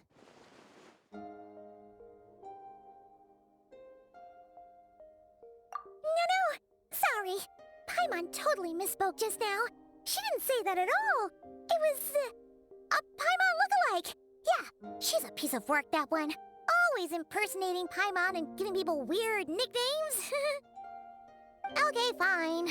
The truth is, Paimon didn't like you all that much at the start, but things are different now. You helped the Traveler in a big way, so what do you say?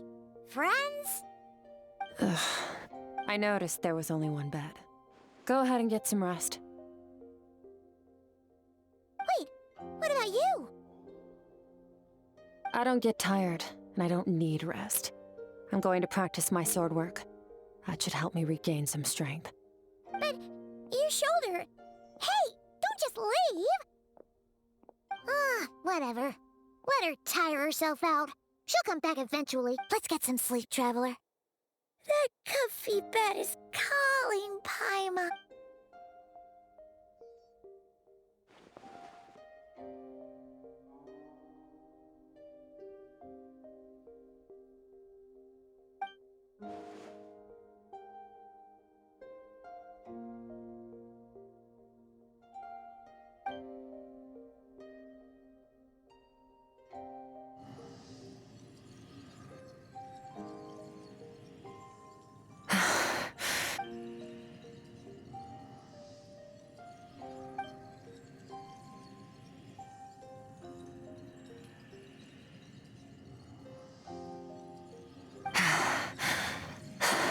Quiet.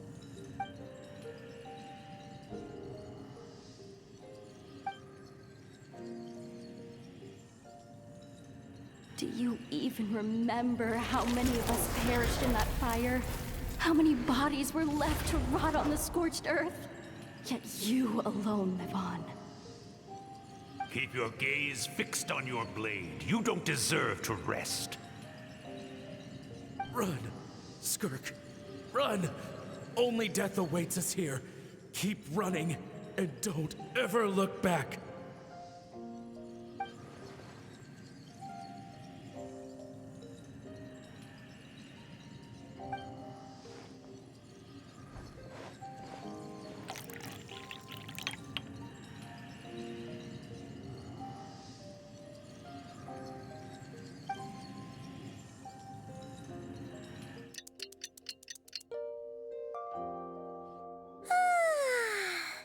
Getting an early night's sleep is the best. That bed was so comfy. Wait, Skirk? Have you been sitting out here the whole night? The bed's all yours if you want it. About 60%. Maybe 70. Whew! Paimon thought it would take at least a couple of days. That was fast. No, not fast enough. That's 20% less than last time. Same training regimen, same intensity. Nothing felt different, but somehow the outcome fell short.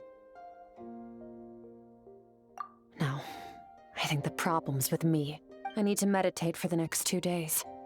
Deep introspection should help me find the issue. Ooh, sounds intense. We'll watch over you in the meantime, then. Thanks. See you in 2 days.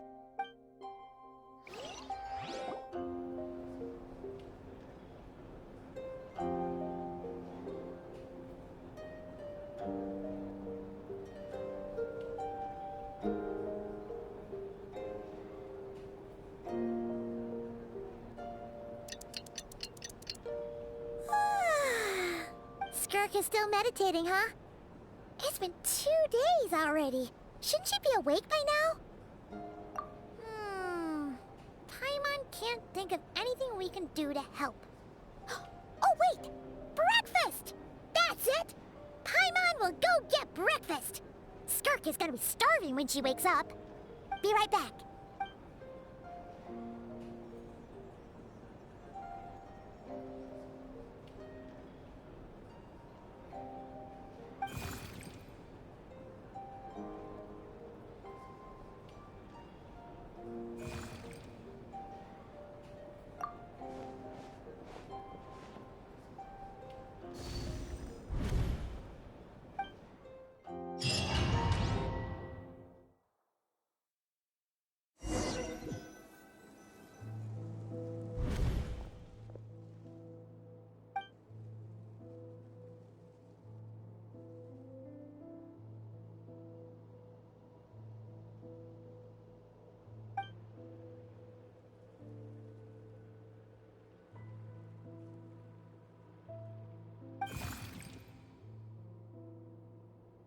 That's right.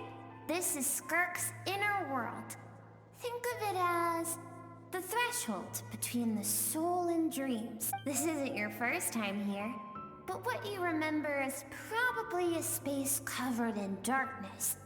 I only managed to illuminate a small portion for you back then.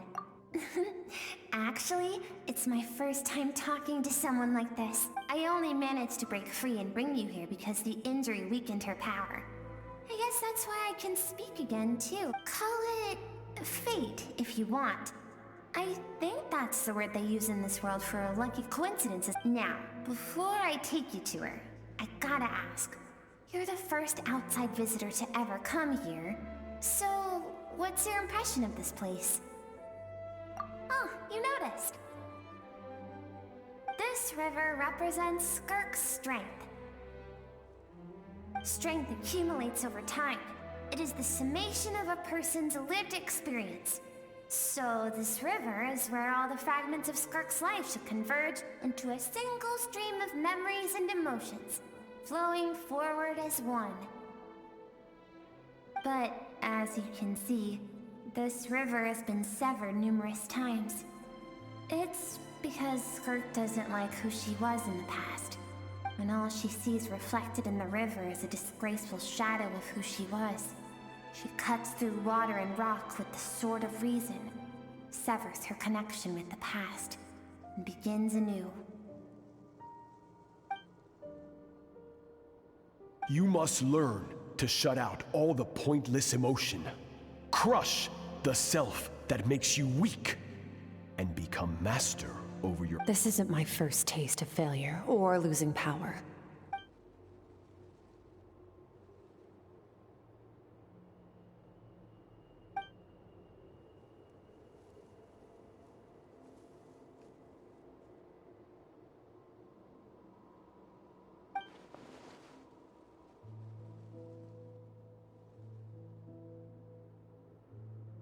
The answer to one mystery invites another question, I see. Let's follow the river upstream. There among the cliffs, among the memories etched into her...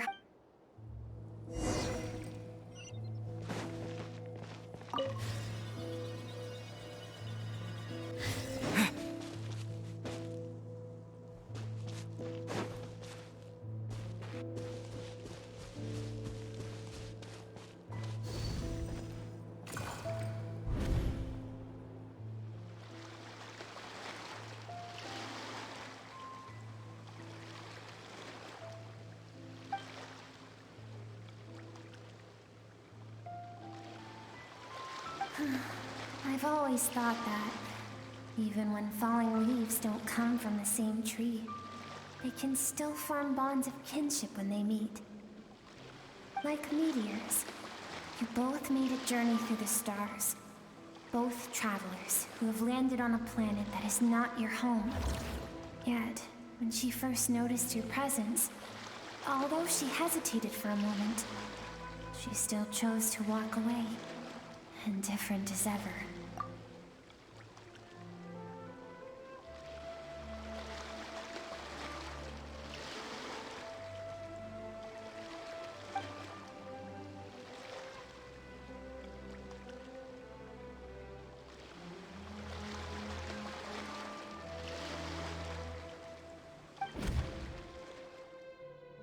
Seems like you've answered your own question. Skirk sees herself as a trespasser in this world. She's made a conscious choice to avoid altering its path. But the reason for that decision stems from events much earlier on in her life. Let's keep going. It's still a long way to the source of the river.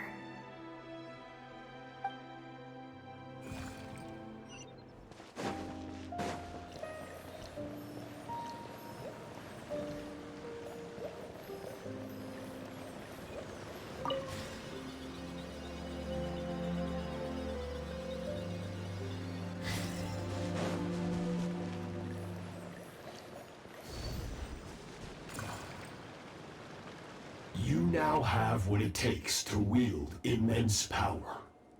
From this day forth, I shall teach you no more. No one can become a worthy warrior through imitation alone. I have given you fangs and claws. Now, you must learn to hunt. You wish me to travel the world beyond on my own, Master? Indeed. Make new friends. Embark on your own journey. And piece together a new future from the shattered remnants of your past. We will still have contact through the abyss. But know this. One day, I will take the life you worked so hard to rebuild and reduce it to ashes. Just like the fire that haunts your mind. Why would you do that? I have told you before, fear is the catalyst for human evolution. You have tasted loss. You have known fear, so deep it can be felt in the bones. But as living beings, we all have an instinct to detach from that which harms us. And thus, pain dampens over time, and the acrid taste of fear becomes but a distant memory. Yet now, I have bestowed upon you the gift of fear eternal. It will drown you in the nightmare of your childhood, or it shall drive you to defeat me, whatever the cost.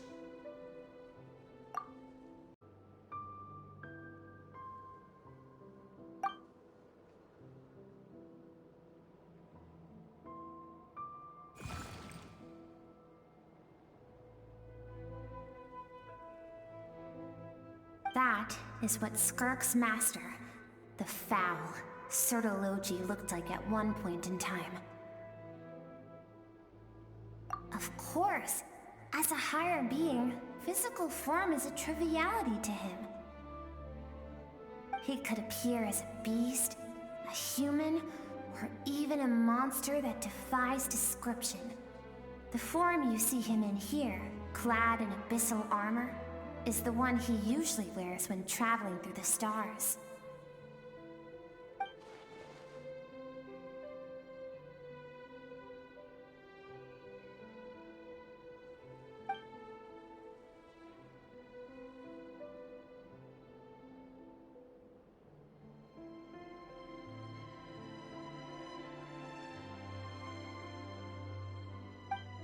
For certain reasons, I need to bridge the power gap between me and my master as quickly as possible. But first, I need to understand the source of his strength. To do that, I need to follow in his footsteps, walk the path he once walked, and somewhere along the way, I'll find out how to defeat him. That is my sole focus and purpose.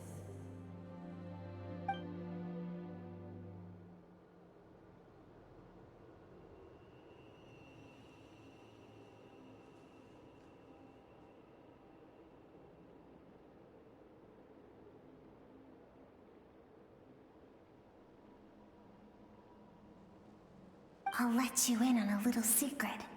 The real Sertologi is terrifying. The scope of his power is impossible to understand until you experience it firsthand. It is absolute, the power to crush all things. Shall we keep going? Let's see. We're about halfway there.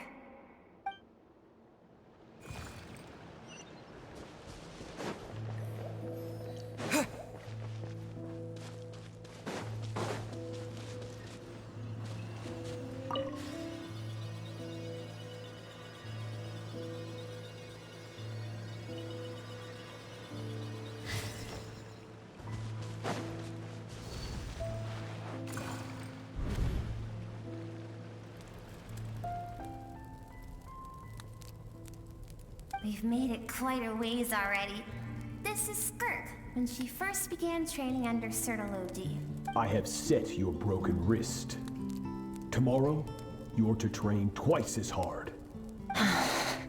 No tears this time. Good. Attempting to garner sympathy through tears is a habit of the weak. A pitiful, useless ploy. Can I ask a question, Master? Why did you save me? I keep thinking, maybe it would be better if I had died. I wouldn't be haunted by that fire all the time. I wouldn't have to go on like this. I saved you because I have a plan for you. It has been too long since I fought a battle that demanded my full strength, and I hunger for it. Every so-called genius and prodigy I have faced has crumbled like sand underfoot. Before me, even fate bends the knee. So, I will teach you everything I know, train you by whatever means necessary, in the hope that one day, you might surprise me. But I don't want to draw my sword against you, Master. What you want matters little. Among the boundless sea of stars, the cries of the weak are but faint murmurs that disappear into the void. You of all people know that well. Yes, Master. From that day forward, all she knew was grueling training, emptiness, and fatigue.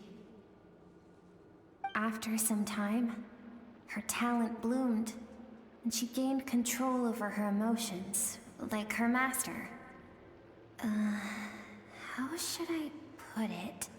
It was not that human emotion disappeared from her heart, but that reason came to dictate all she was allowed to feel. I suppose it was at this point that she became the skirk you know today.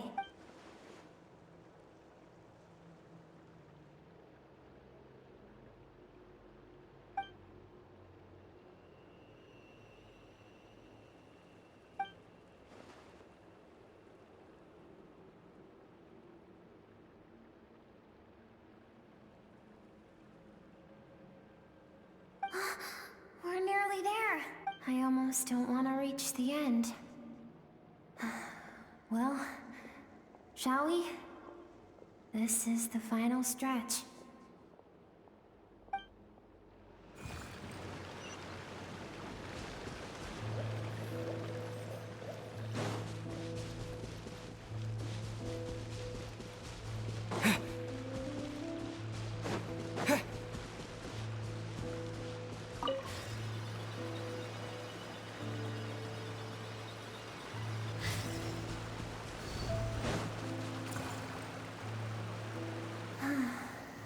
These are Skirk's happiest memories.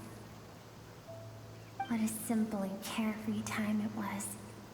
Wisps of clouds dotted the sky. The sun bathed everything in golden light. And when song filled the air, not even the shyest of flowers could resist swaying along. This is Skirk's homeland. She was so curious about everything as a child. Always skipping school to go exploring instead. There was so much to discover. The treasures at the bottom of the sea. The secrets beyond the stars. And that merchant ship packed with adults wearing those strange clothes. Yes, the ship. That was the beginning of the end. It was a spaceship. When it arrived, the people that disembarked wore smiles on their faces and spoke of friendship. They claimed to be merchants from a neighboring planet, looking to establish trade. Skirk's parents, her relatives, her neighbors, everyone welcomed the newcomers with open arms and allowed them to explore the planet. To them, the visitors were guests and should be treated with hospitality. No one had any idea of what was to come. Several months later, an army of unknown origin arrived without warning and carried out a ruthless campaign to destroy everything and everyone on the planet. Skirk had skipped school that day, like so many times before, so she was not caught in the immediate wave of destruction. But when she came home that day, only fire and ruin awaited her. countless people cried out to her for help. People she knew and loved. Friends and relatives. The little girl who lived next door. The shop owner with the bad leg. The bad-tempered teacher she had made fun of just that morning. Their lives were discarded like worthless trash as the fire consumed one life after another. Skirk was helpless. All she could do was run. And so she did. She kept running until an unexpected figure crossed her path. If Sertology hadn't been there in that moment, the fire would have claimed her life too. And there she would have remained, left to rot in the scorched earth, with no answer as to why any of this was happening. Because she and her people were seen as a threat. As the initial merchant ship explored the planet, they discovered that it hadn't always had the condition to support life. Yet there was evidence of human activity, even during the periods of extreme heat or cold in the past. Further research revealed that, over time, the people of this planet had evolved the ability to adapt to any type of environment or energy source. For that reason, the outsiders viewed them as a potential threat, and decided to eliminate them before the threat could rear its head. And so, the army was called, and the so-called danger was wiped from the face of the planet. Senseless, isn't it? Deemed a threat because of a gift they didn't even know they had. Perhaps it was their own innocence and kindness that doomed them. But in the end, that was lost to the blaze as well. If those with power get to decide good and evil, then all you can trust in is the sword in your hand. And so, before death could claim her, she ran. She ran and never stopped.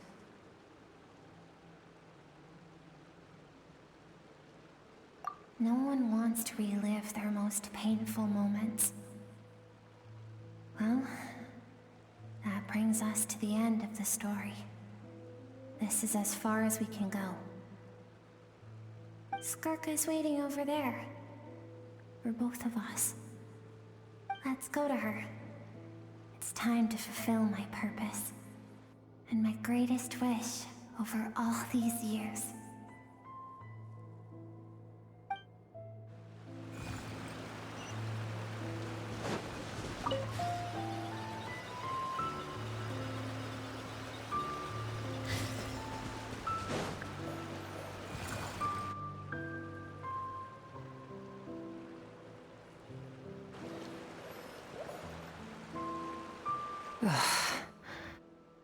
So all this, just so you could bring him here. I have things to say to you. Well, to me. I want someone to witness our reconciliation, even if it takes an argument to get there. And he is the best choice in this moment. Her suppressed emotional self. The version of herself she keeps locked in the recesses of her mind, stifled by reason.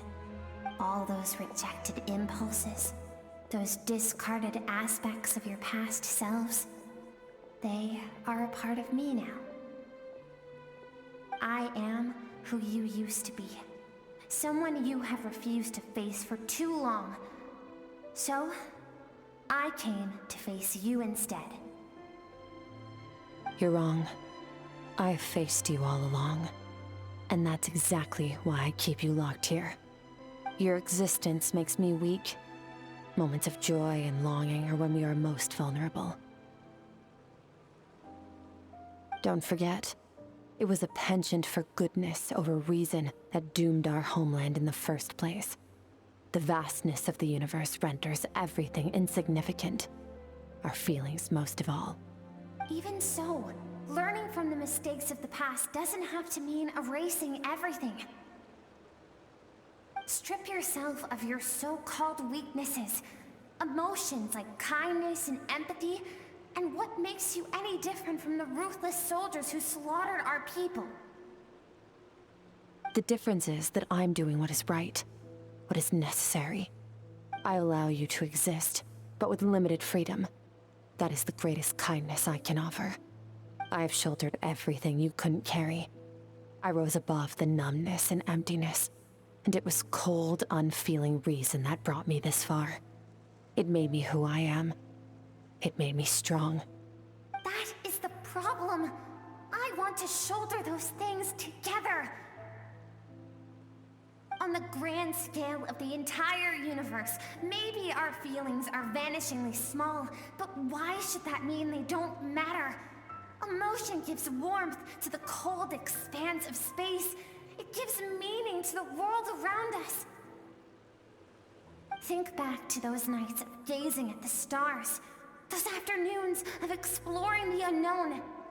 Think back and let them grant you peace. A brief respite from the pressure you put on yourself.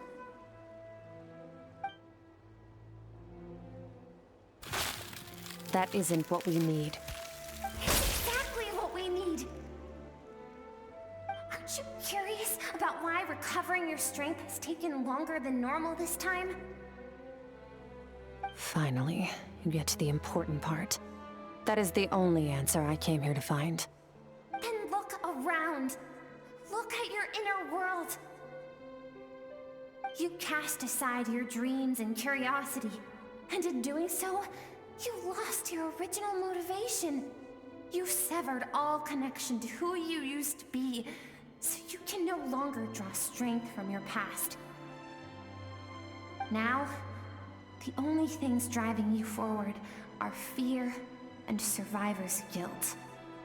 But these cannot take you far enough. And so, this river, the source of your strength, grows more polluted by the day. And do you think that means I should seek help from a weak little thing like you?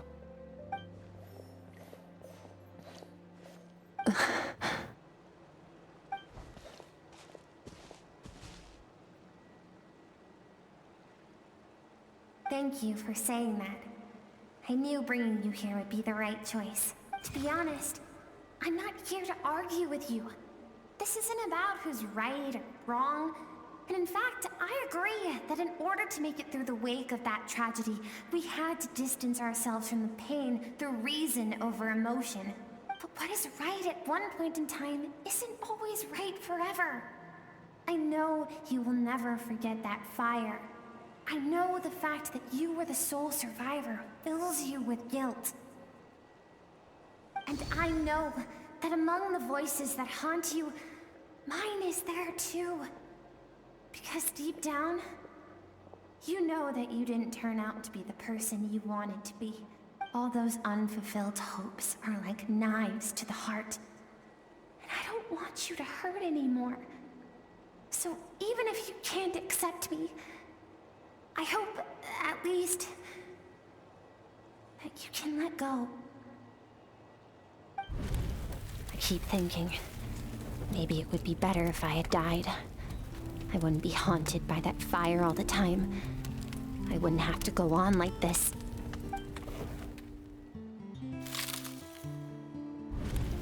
Your dad and I, we're not afraid to stare death in the face, but we need you to survive.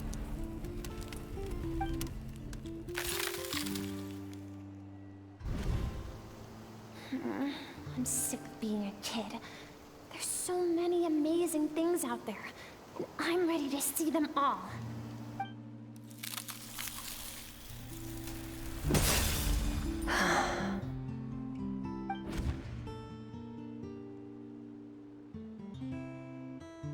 I remember. There was a song Mom and Dad always sang when we went out to fetch water. Dancing water. The sand along your path is begging for your song and movement. Will you carry this burden with you on your journey? I am not the dancing water, and you are not the burdensome sand. But if this is your wish, then I will carry you with me until the end. Thank you. I should be thanking you.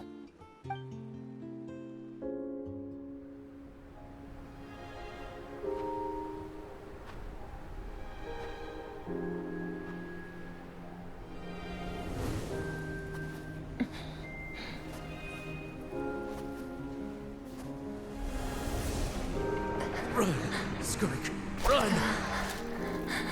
Remember, leave no one alive! Heed my words, skirk. Let fear take root in your soul. Did you survive? Why was it only you? Skirk, did you become a positive light in this world?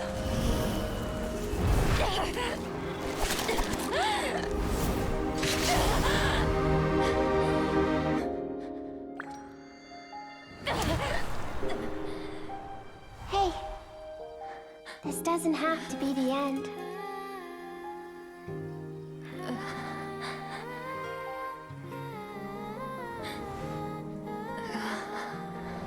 Life is a gift. Don't let darkness claim it.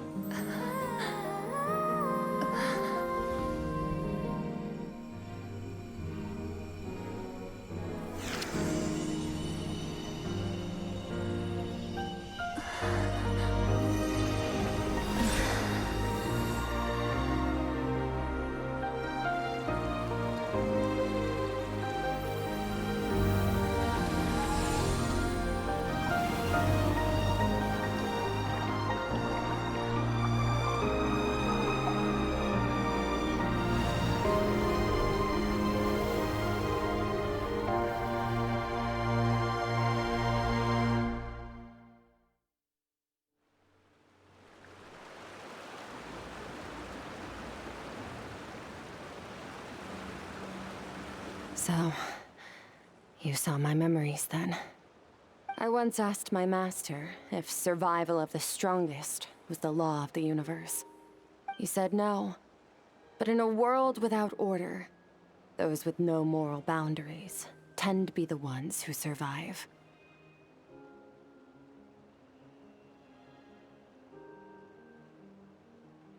That's why, after hearing his answer, an idea came to mind. An idea that, one day, I would create a new world order. One in which there would never be another tragedy like that fire. One in which power was not the law of the land. But that means I must defeat him. Because my master, Sertologi, is, at the core, a defier of all rules and order. Yes, and not just because of the gap in our abilities, but also because I have no reason to see him as an enemy. Although his decision to train me was not made out of kindness, he did everything a master should. He saved my life, taught me the sword and the principles of strength. And for that, I respect him. I know, and it's not something I want. But Master never goes back on his word. I have to treat everything he says as a promise. He's no longer into that, but he sends me messages through the abyss every now and then. Most of them are simple greetings, or an answer to one of my questions. Every time I hear from him, my heart skips a beat. And I wonder if this is the moment where he'll finally appear before me and tear down everything I've built to pieces. Maybe that means I do live in eternal fear, just like he said. Yes, I respect him, but I'm also afraid of him. And for that reason, the pursuit of strength consumes every moment of my life. I don't know what Master has planned, but I have to be ready.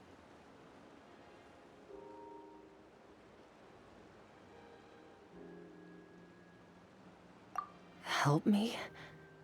Why? This isn't your fight.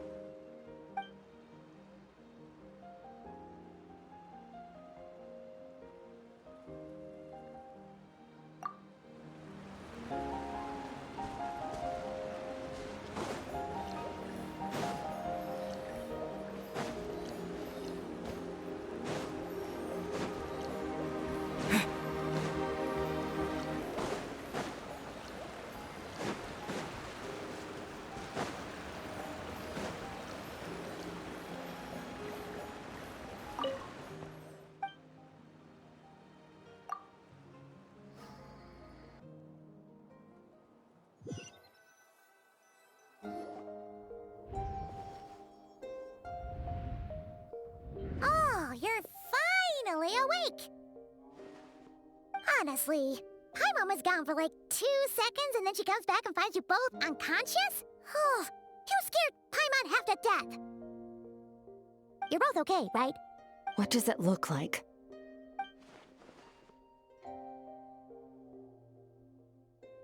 Only water from the source can cleanse the rot and filth that flows from the past into the future. I taught you to incorporate the experiences from your journey into how you fight. I suppose what happened today will become an inseparable part of who I am. Okay, so Paimon feels like she's missing some important context. But whatever.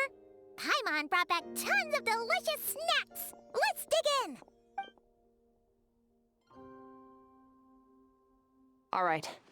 It's about time we finished what we started. We're gonna deal with this thief for good, right? This time, I'm not going to tell you to hold back. But having digested even more power in the meantime, he's going to be tougher than before. The good news is, we have no reason to pull our punches this time. So, let's go.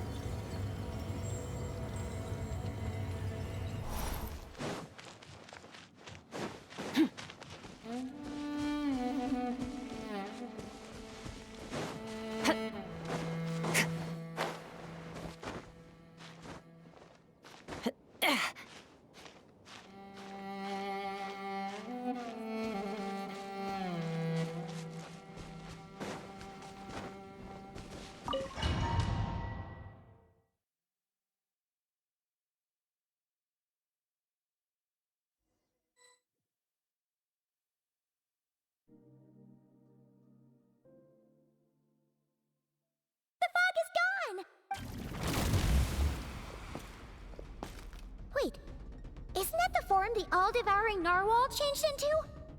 How come he knows that, too? Really? So, you're telling Paimon that giant whale and this guy can both turn into the fowl? How does that work? It's a subconscious instinct. Any intelligent being who longs for his level of strength is bound to mimic his appearance. It's a natural response after encountering someone as powerful as Master. To them, he represents ultimate power. We know the person before us has encountered Master, and we know he stole a portion of my power. So it's not surprising that he would assume this form. Okay. Oh, the closer Paimon looks, the more intimidating it gets. Nervalette isn't here this time, so it's up to us. He won't have the nerve to steal again after we're done with him. Let's teach this guy a lesson.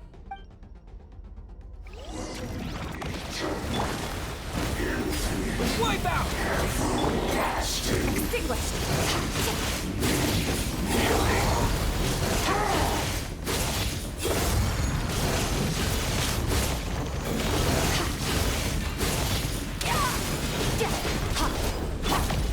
Water jet!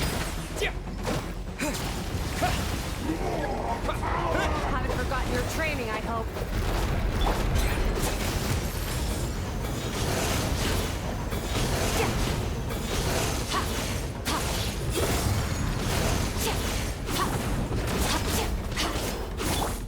Go!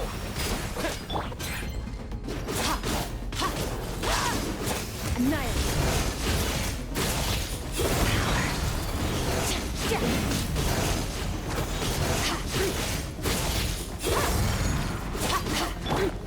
Go!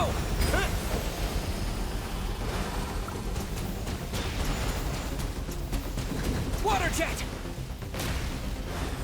Go!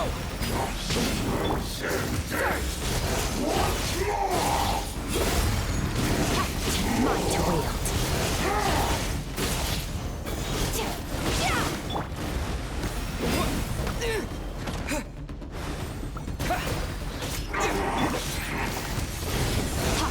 Beyond this world.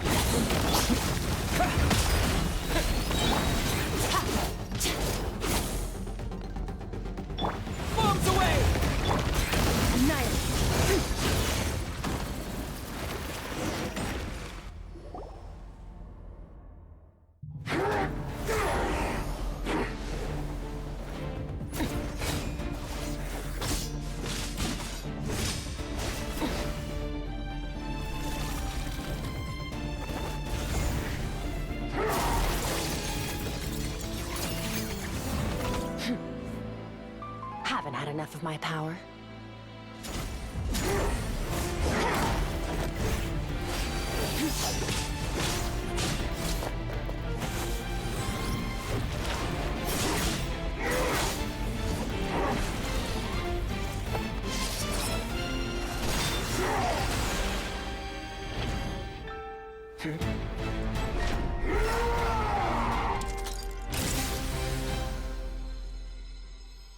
Well then, let's see how much more of this power you can handle.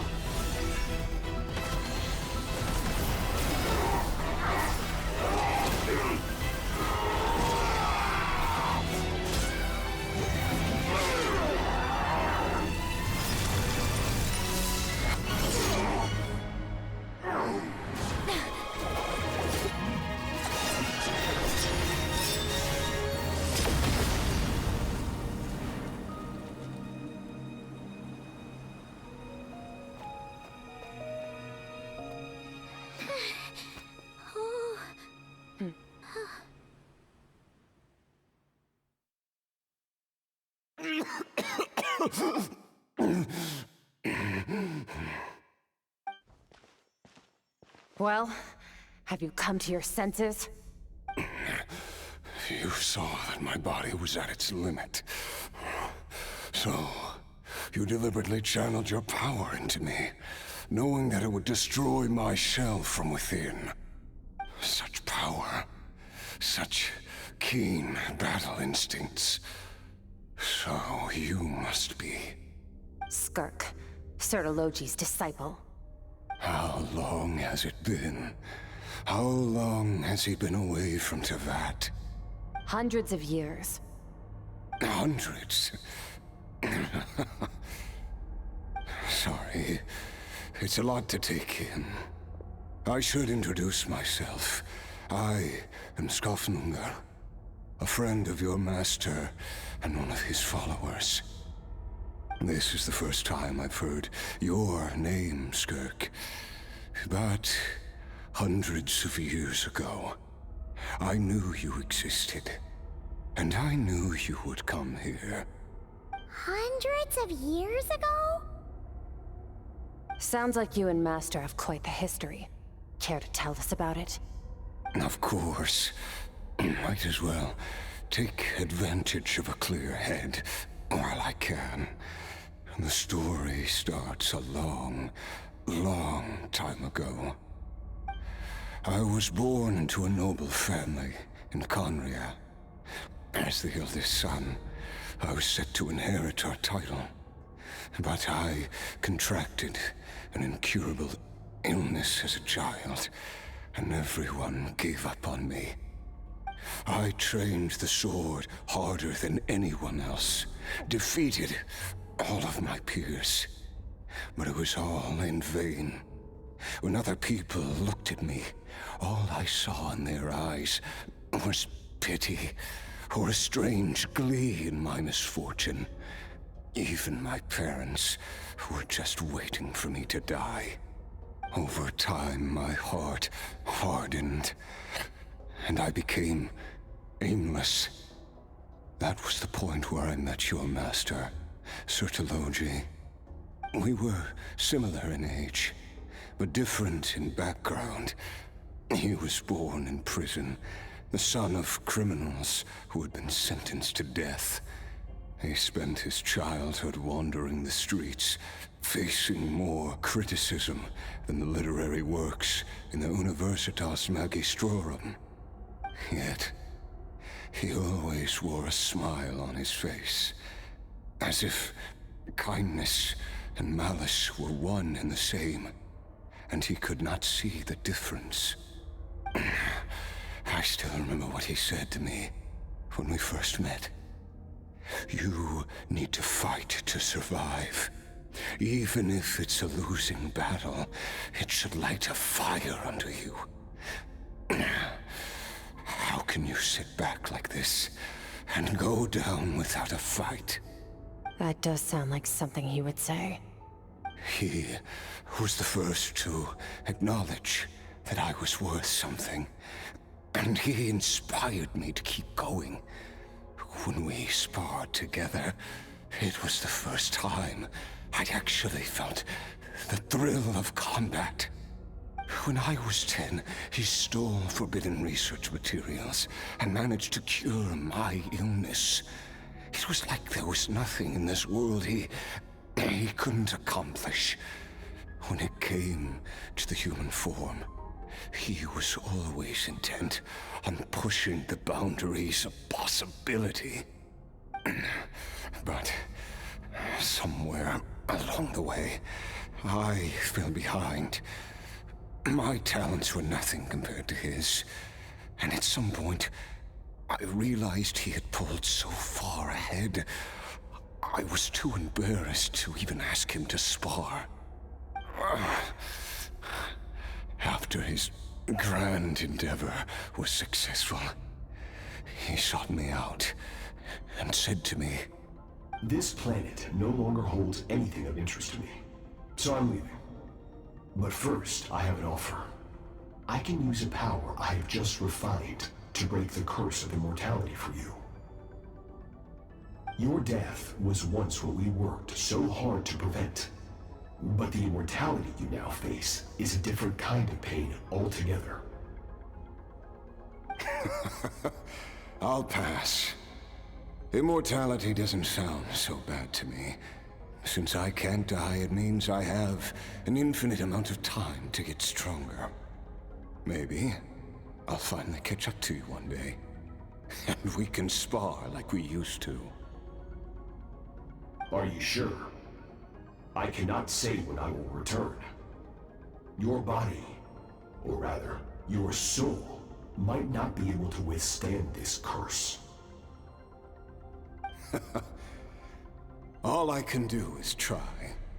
After all, a wise man once told me, people need to fight for their own survival. Wise indeed. Nevertheless, if you grow weary of the pain of immortality, and wish to experience a good sparring match before you wither away, seek out my disciple. Disciple?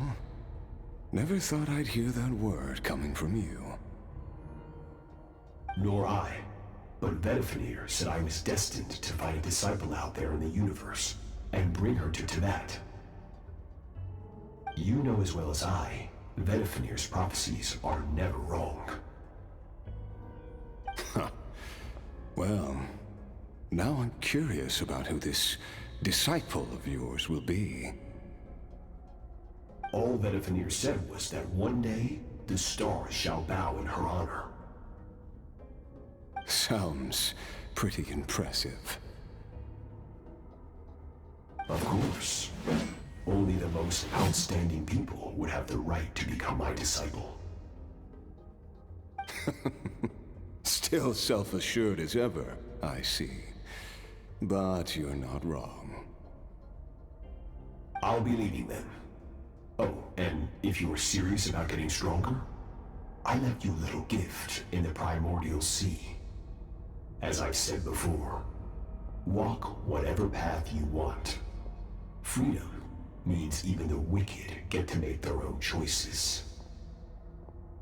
Waiting for me in the primordial sea was the all-devouring narwhal, already beaten into submission by Sertologi. In its weakened state, I was able to cut off part of its flesh and sew it into my own heart. Your heart? That sounds like torture!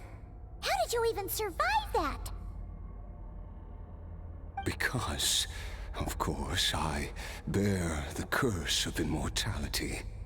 So, you used the curse to turn yourself into a vessel for power. Even with that whale's ability, devouring power like that is not something the human body can withstand. With your body and soul constantly at the breaking point, it was the curse of immortality that sustained you. But that is not the path to strength. You have to pour your heart into it, work for it, dream of it. Instead, you stole something that didn't belong to you, and it backfired. You're right. I should have known better, but I had already pushed myself to my limits, and he was still miles ahead of me. So I had to take a leap of faith. I miss your master. I miss the days when we were all together, troublemakers without a home. I don't regret the choice I made. But if you'll allow it, I do want to apologize. To both of you. After the beating we just gave you, I think we can call it even. You're an interesting one as well. Sertologi's disciple. That's a lot to live up to. It can't have been an easy experience. I know what he's like. He rules with an iron fist, using despair and fear to force you to catch up to him, all the while standing ever out of reach. We're like mountain climbers in the dark, never knowing how much higher we have to climb, or when we will see the sun again. True. But I made up my mind long ago. No matter how dark it gets, I will not give in to despair. I will overcome it. Besides, after hearing your story, I suspect what Master really wants is not a battle that demands his full strength, but rather a defeat without regrets. Oh? Since you're his friend, you must have some things in common. The first time we came here, when you stabbed me through the fog and stole my power, I felt no emotion coming from that spike. But when you had to devote all your strength fighting me just now, I could feel joy and passion emanating from your blade. It was the joy of a researcher discovering the truth of the world. The joy of an artist uncovering a temple of wonders. Interesting. I'm certain I didn't express those emotions outright. Yet you were able to read them from my blade, like a glimpse into my inner world. You're right. That battle brought me an unbridled sense of joy, and my defeat brings me no regret whatsoever. Exactly. I think Master also craves a battle like that. One where his opponent forces him to use all his strength, unlock the extent of his potential, and transcend his own limits. A battle to end all battles. After which, all can come to an end, including, perhaps, his life. For that very reason, good and evil are meaningless to him. He has one purpose, one goal: to complete himself. It's one of the secrets to his strength. Perhaps you're right. Perhaps that is his goal. What a battle that would be. Oh, to witness such a...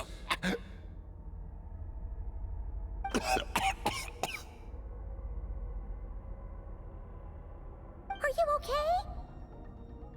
Too many different kinds of power are surging through my body. The curse of immortality allows it all to coexist, but it does not remove the pain. I won't be able to hold on to my sanity for much longer. What a shame. I would have loved to witness that battle. Sertologi once offered to free me from this curse. Now, I must ask that of you, Skirk. Can you release me from the pain? I can, but not through death, if that's what you were hoping for. It's not a suitable punishment for your crime. As an alternative, I can take your consciousness, along with all the power you've consumed, and smash it to pieces. The impurities will dissipate, and under the curse of immortality, your mind and body will regenerate. When that process is complete, you will be back to who you were before, no longer tortured by powers you can't control. But it will be a time-consuming and painful process. The decision is yours to make. I accept. And who knows? Perhaps I'll wake up in time to witness your great battle with Sortologi. I have faith that you'll be able to stand against him one day. Though I know it'll be a long and arduous road. If we are climbers in the dark, it appears the dawn has finally broken for me. But your ascent continues. At least, it looks like you are not alone on your journey. I will reach the top of this mountain, no matter what it takes. And you, Skofnunger, will be my witness at the end of all things. That's finally over. Let's get out of here. Huh. At least we don't have to make a mad dash for the exit like last time.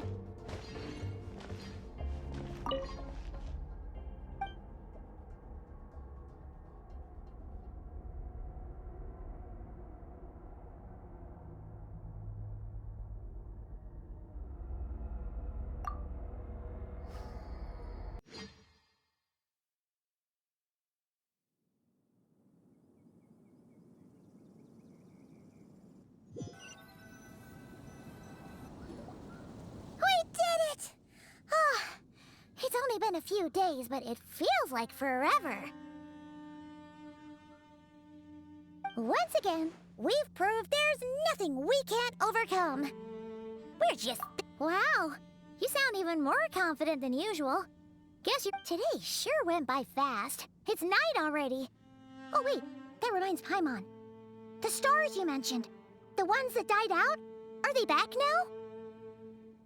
Yes. The power Skofnunger stole has been returned. So, the stars have regained their light. Great! Huh, it's crazy that you even noticed their light was gone. There are so many stars in the sky. If a few disappeared, Paimon definitely wouldn't be able to tell. I suppose it's because I have gazed upon this sky for centuries. The false stars, hanging in the meticulously planned sky, glittering with rotten light. It's not real. And yet, it is for that very reason that I can look upon it and enjoy the momentary peace it brings.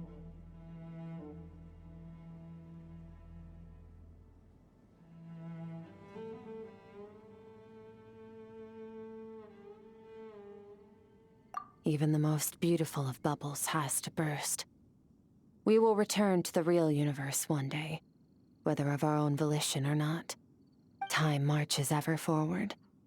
Even the innocent and naive will taste life's bitterness. Yet through hardship, we grow, until we learn to seize the sands of time for ourselves, and uncover our true strength. Though we gaze upon a false sky, its vastness and majesty is palpable. One can only wonder, what is it going to take for kindness to reign supreme in the vast expanse of the universe? Ugh, this is all going over Paimon's head. But if she knows one thing, it's that the Traveler always finds a way. Ever since we met, he has filled Paimon's days with happiness. No matter how tough things get, he always finds a way to make it better. If it's too big a job for one person, then we'll do it with two. And if two's still not enough, then three. We've met so many amazing friends, and accomplished so many amazing things. As long as we don't give up, we can make any wish come true. I suppose when it comes to you, anything is possible. Well, I should be going. Now that my power is no longer isolated from my emotions, I need more practice to get used to it. I suppose fate will decide. Maybe we'll bump into each other regardless. Reunions and partings are but passing moments. More than anything, I hope that at the end of this journey, wherever it takes us, we stand in a world reborn. One without war, pain, or forced partings. One where new life can bloom, even where there was once nothing but scorched earth. For this, we must all work to become stronger. If that's what you want to call me, I won't object. Goodbye. Bye!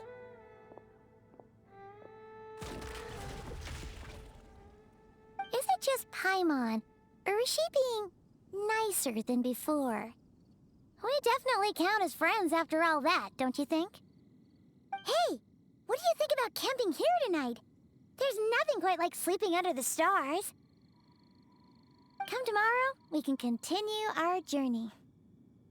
Oh, and since Paimon treated you to that super nice meal at Wanmin Restaurant, it's about time you returned the favor.